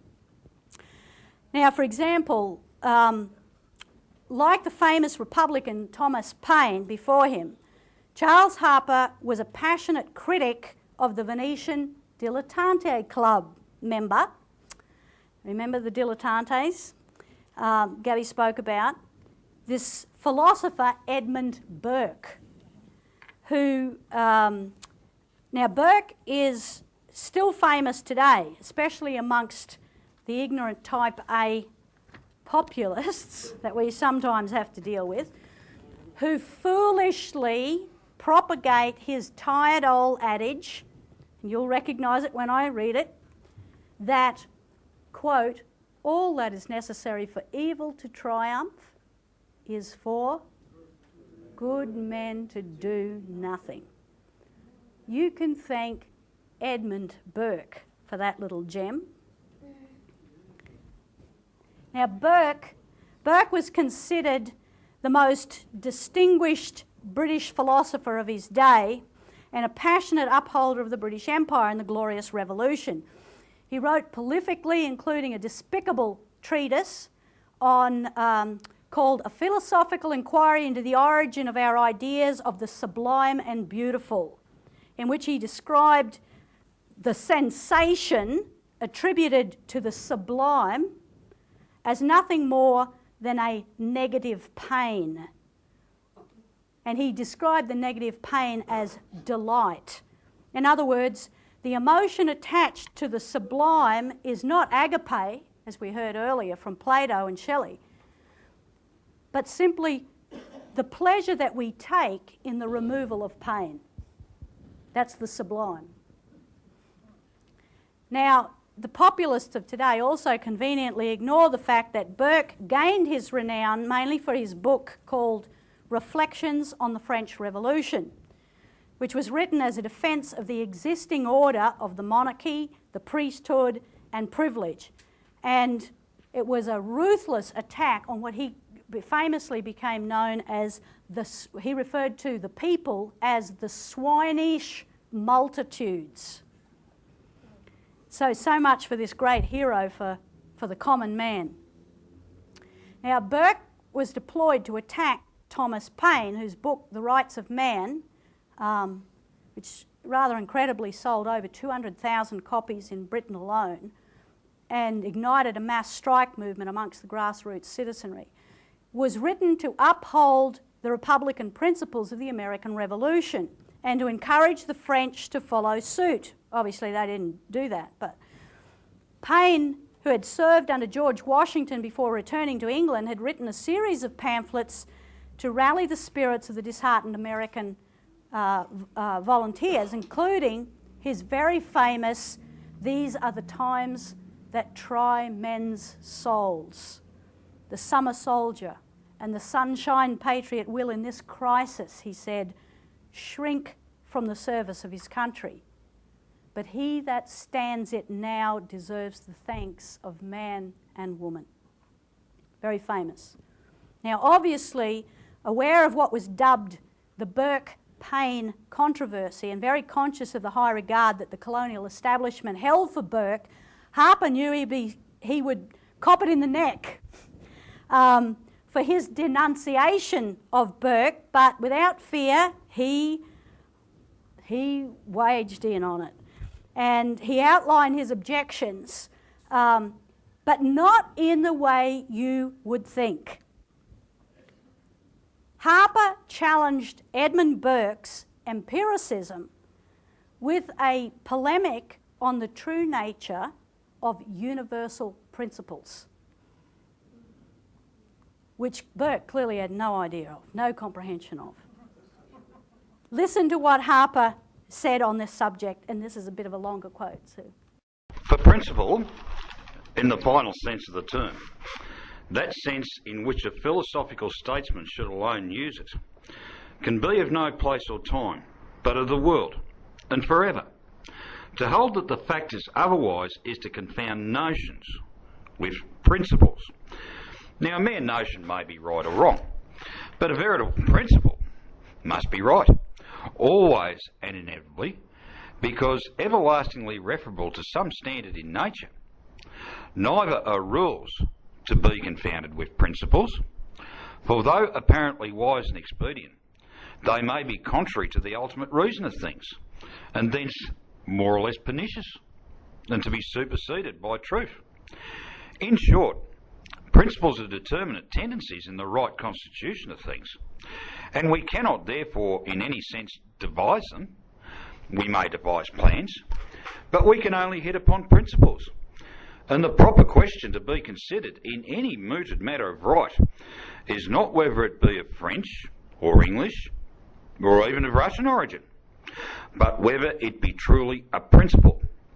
Thus, it is an indubitable principle in the constitution of humanity that all men are, that is, should be, born equally free, as being all equally the children of God, and all equally sanctioned by the mould of nature. And whatever therefore is repugnant to this, in the political constitution of any state or people, must be purely a device, manifestly a wrong.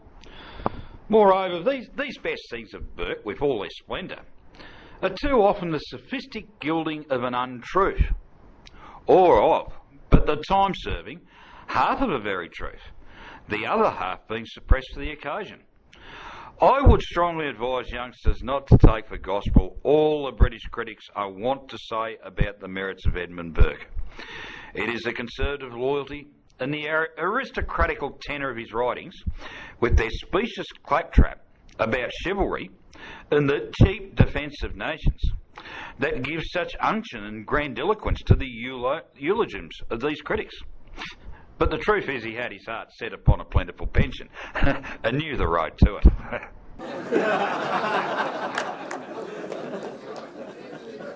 So Harpur had Edmund Burke's measure. Now, Harpur also despised the cultural degenerate Alexander Pope, who I mentioned earlier. In response to the following famous line by Pope, you may have heard this, "Whatever is right." Listen to what Harpur said in that regard. When Pope declared whatever is right, had he been whipped until he bled? Then salved with his own words in merry spite, I wonder what he could have said.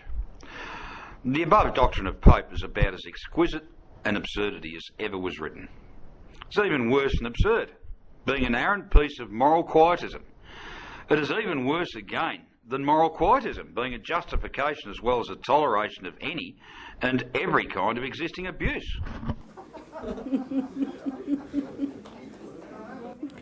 So, boing, there goes Alexander Pope.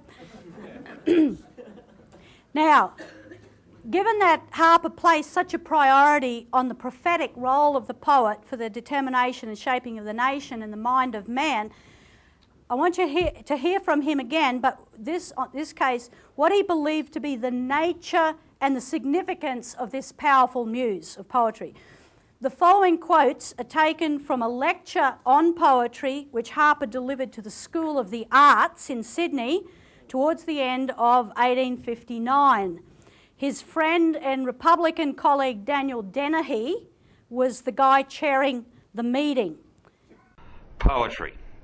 The harmonised expression in language of an exquisite perception of the beautiful is the territory of the poet. Mere worldlings, however, and very commonplace philosophers are ever exceedingly ready to disparage the mental values of poetry and to consign the influences of the muse herself to the limbo of the purely romantic. But the more gifted children of taste are not therefore a whit the less assured that these incorrupt possessions are amongst the most valuable legacies of the past and the truest gains of the present, and that those auroral influences live and glow in every chamber of the universe, in all beauty and in all truth, quickening and deepening every good thing, while the subject of raised thought or of imaginative passion, with a more subtle spirit of delight and a profounder reality of interest than can ever be dreamt by those who only converse with nature under a worldly bias, or mainly through the senses, and merely to private ends of material convenience and benefit. And it's a peculiar office of the poet to bring these vital, but subtle, influences into the mental neighbourhood of all men, to make them intimately felt by all. Harpur then goes on to insist that poetry can only be considered art when it serves both truth and beauty, which he says are essentially one unified concept. But it's only possible to comprehend such a concept when contemplated from a sufficient height of thought. So he says the full Godward growth of our minds can only be derived from habitual converse with the sublime and the beautiful in the laws and harmonies and in all the seasonable changes and aspects and influences of that great constitution of things which surrounds us to infinity and which we call the universe. And of these, he said, the true seer is the poet, the highest interpretation, poetry.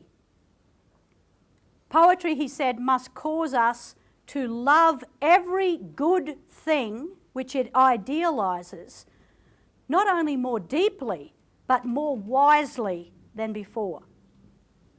And in the same way, regarding evil things, he says it should make us dread or hate or despise them, not only more habitually, but in a more instructed spirit. So Harpur always thought about man as a spiritual being, and that man naturally progresses towards excellence, towards the fulfilment of his true nature. But like Shelley, he was opposed to a religion which derived so-called authority either directly from an alienated heaven someplace out there, or indirectly from a penance-inspiring church, as he called it. His position was based on his faith in man and his driving thesis that humanity is tending Godward to a higher and ever higher state of being. Now, this idea was completely consistent with that of the 18th century scientist, philosopher Gottfried Leibniz, who, next to Nicholas of Cusa, represented the greatest threat to the Venetian oligarchy. Leibniz was renowned for developing the philosophical idea of what's commonly referred to as the best of all possible worlds.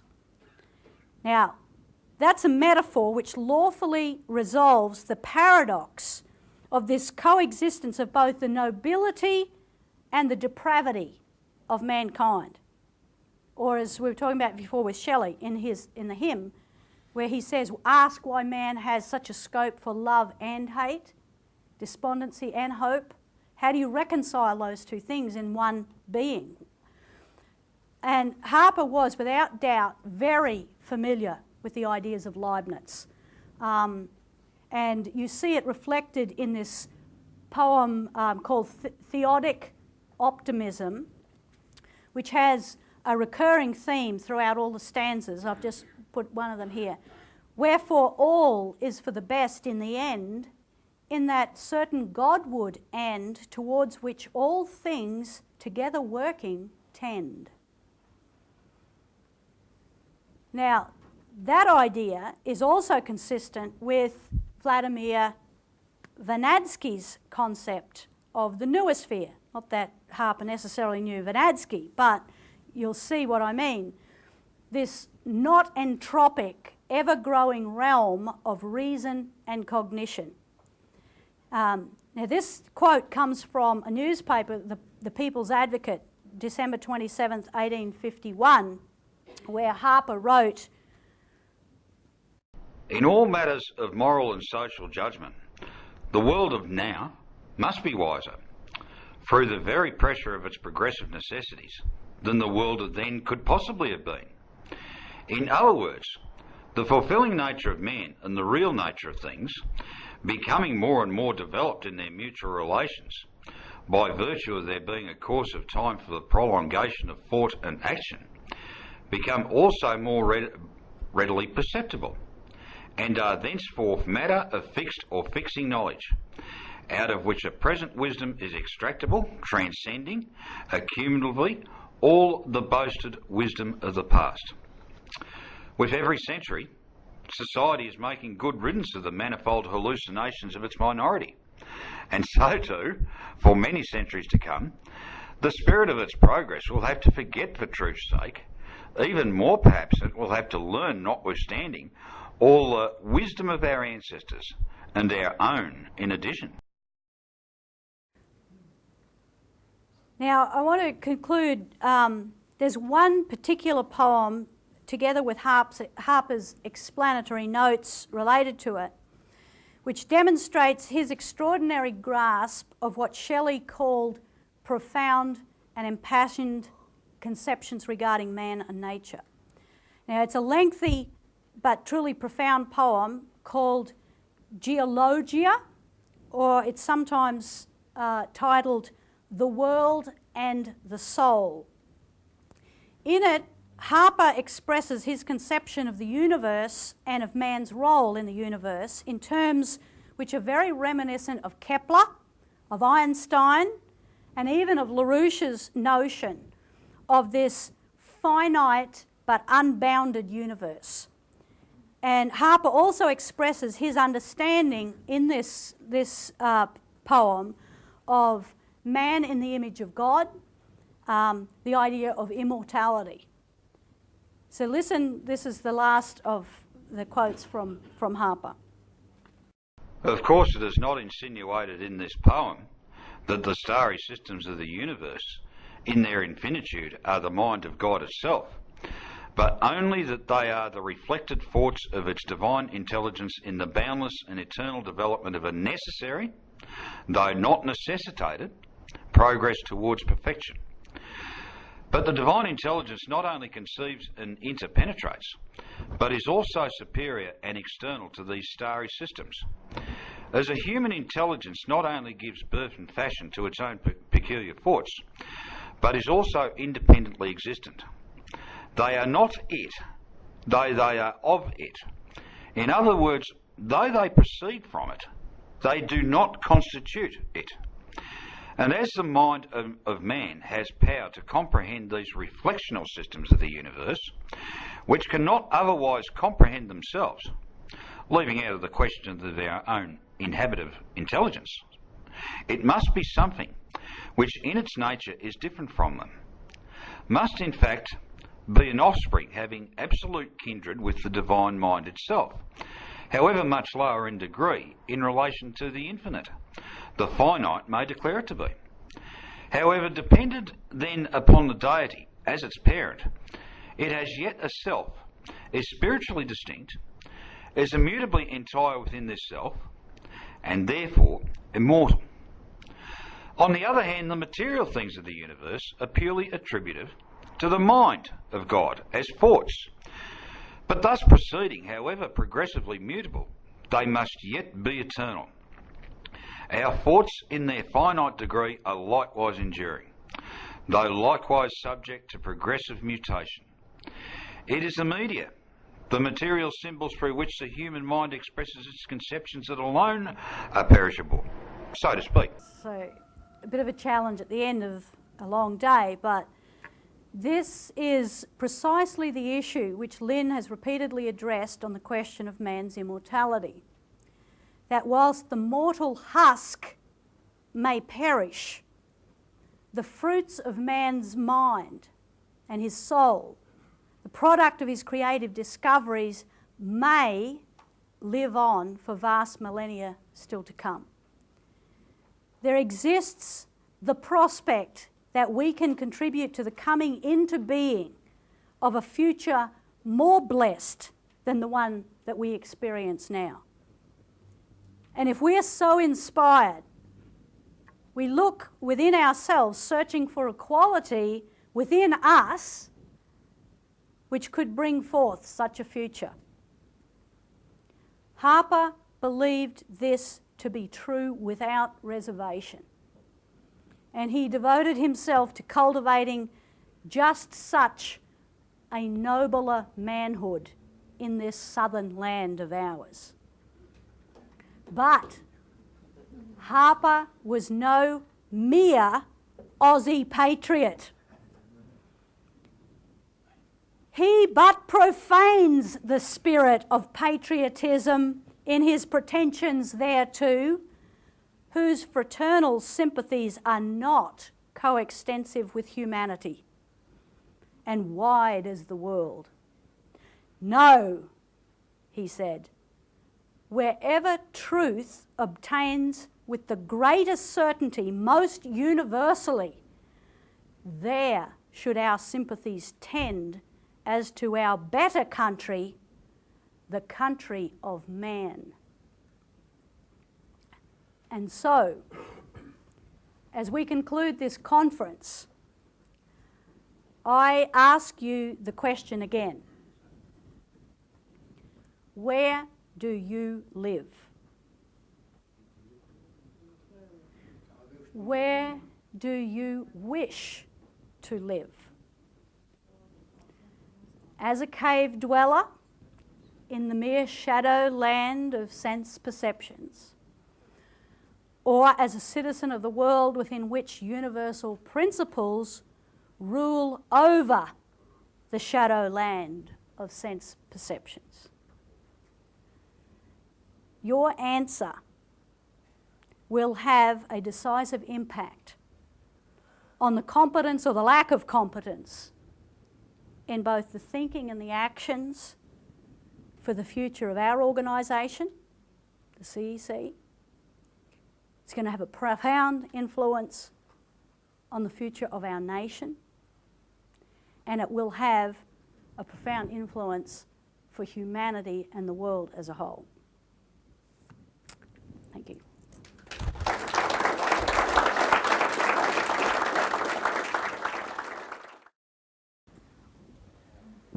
when I saw the Alexander Pope quote about this is the best there is, or whatever is right. That one. Yeah, I instantly thought of Leibniz, this is the best of all possible worlds. There's a juxtaposition between there, because in one sense you can say they're saying the same thing, but they're worlds apart. Did you want to comment on that? Well, no, I don't think they're the same, because what Leibniz was talking about is the best of all possible worlds, as what we have now is the greatest development that we've achieved to this point. And it was based on optimism. Pope, when he's saying whatever is right. If we've got degeneracy, gambling, prostitution, a dark age, if that's what is, then it's right. No, it's not right. But is it the best of all possible worlds? Well, it may very... No, it's not the best of all possible worlds, in the sense that Leibniz was referencing that.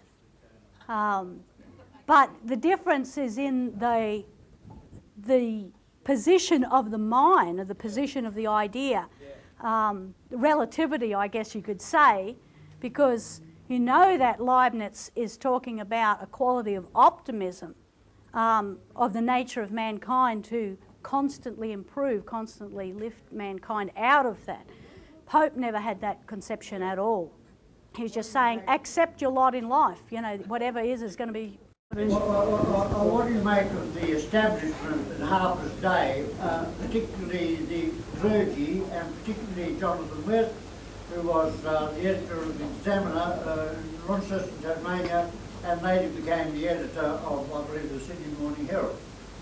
Those particular people, the early established preachers and ministers, and subsequent ones in those early years.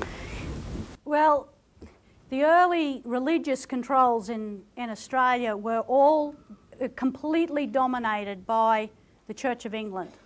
And you see it reflected. The guy that was sent out here by the most corrupt circles in Britain was to begin our education system, and who became the first Archdeacon of Australia was a fellow by the name of Thomas Hobbes Scott. And not only did he have very close Venetian connections, but just think about his name, Thomas Hobbes Scott. The guy was named after one of the most degenerate Venetian agents in British history. And his mission was to establish the first generalised education system for the colonies, to set up the Church of England. They basically, I think they handed over about a third of all land claims and all selections to the Anglican Church. And there were a few others, like Reverend John Dunmore Lang, who was a Presbyterian. Well, he hated Thomas Hobbes Scott, despised what the oligarchy was seeking to do, and he ruthlessly attacked them. But and there were other smaller other religious groups, but really the Church of England was completely dominated all church and all regulations regarding churches, church buildings, procedure. Even Lang at one point was forbidden to conduct funerals or weddings for Presbyterians. He came under the thumb. So there's a lot of work we're still doing on this period of history, and I don't know enough about West to comment. But Lang was a Presbyterian, and I understand he had some influence. Oh, he had a profound influence. I didn't even touch on Lang, because to open the book on J.D. Lang is to, extend Harpur's volume 10 times. You want to talk about a great Republican Australian whose story is still to be unfolded. No, there's tremendous wealth of ideas. But, what I wanted people to do is see for the first time that this quality of profound leadership we don't have to look beyond our shores. Not that we wouldn't want to Shelley and Plato and others, but who knew that Harpur even existed? Let alone, the quality of this guy's mind and what he represents for this nation. We've got a moral responsibility to bring this to our children. I was just wondering where Harpur's parents came from. They were convicts, both of them, his mother and his father. I'm not sure the exact crime, but it was petty crime that they were transported for. Harpur's father eventually became actually quite a good, close personal friend of Lachlan Macquarie, the governor, who was, we were talking to somebody earlier today about, Lachlan Macquarie is a very controversial figure in Australian history because depending on who you read, he was either a trader who was upsetting, the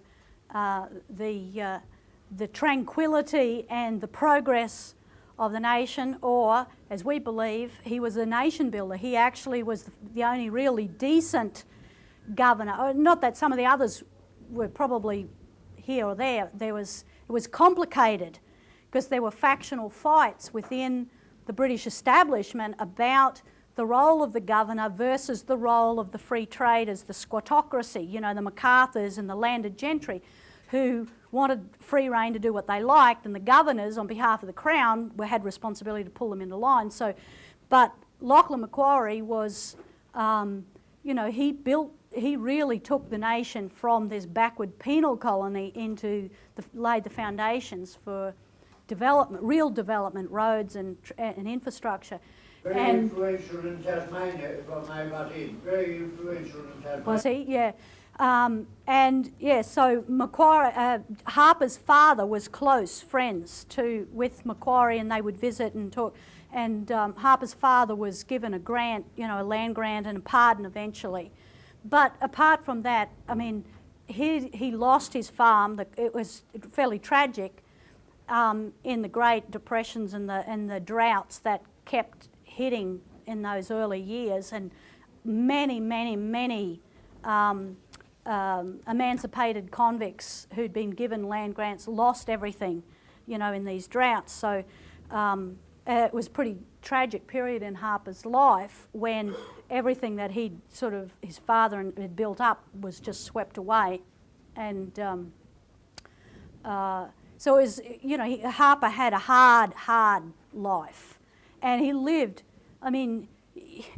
really an incredible person when you think, no formal education, and yet he lived out in the boondocks, isolated. He had a little bit of correspondence with a few other, notable people at the time, but he was really on his own, just out there. For you guys that are out there and around the nation organising for the CEC on the front lines and feel isolated sometimes, spare a thought for Charles Harpur. There was nobody that he could communicate these kind of profound ideas with in his, within his circle. So it's a real testament to this deep, passionate mission that he adopted, that he never, ever compromised on it. And if he doesn't, then we can't.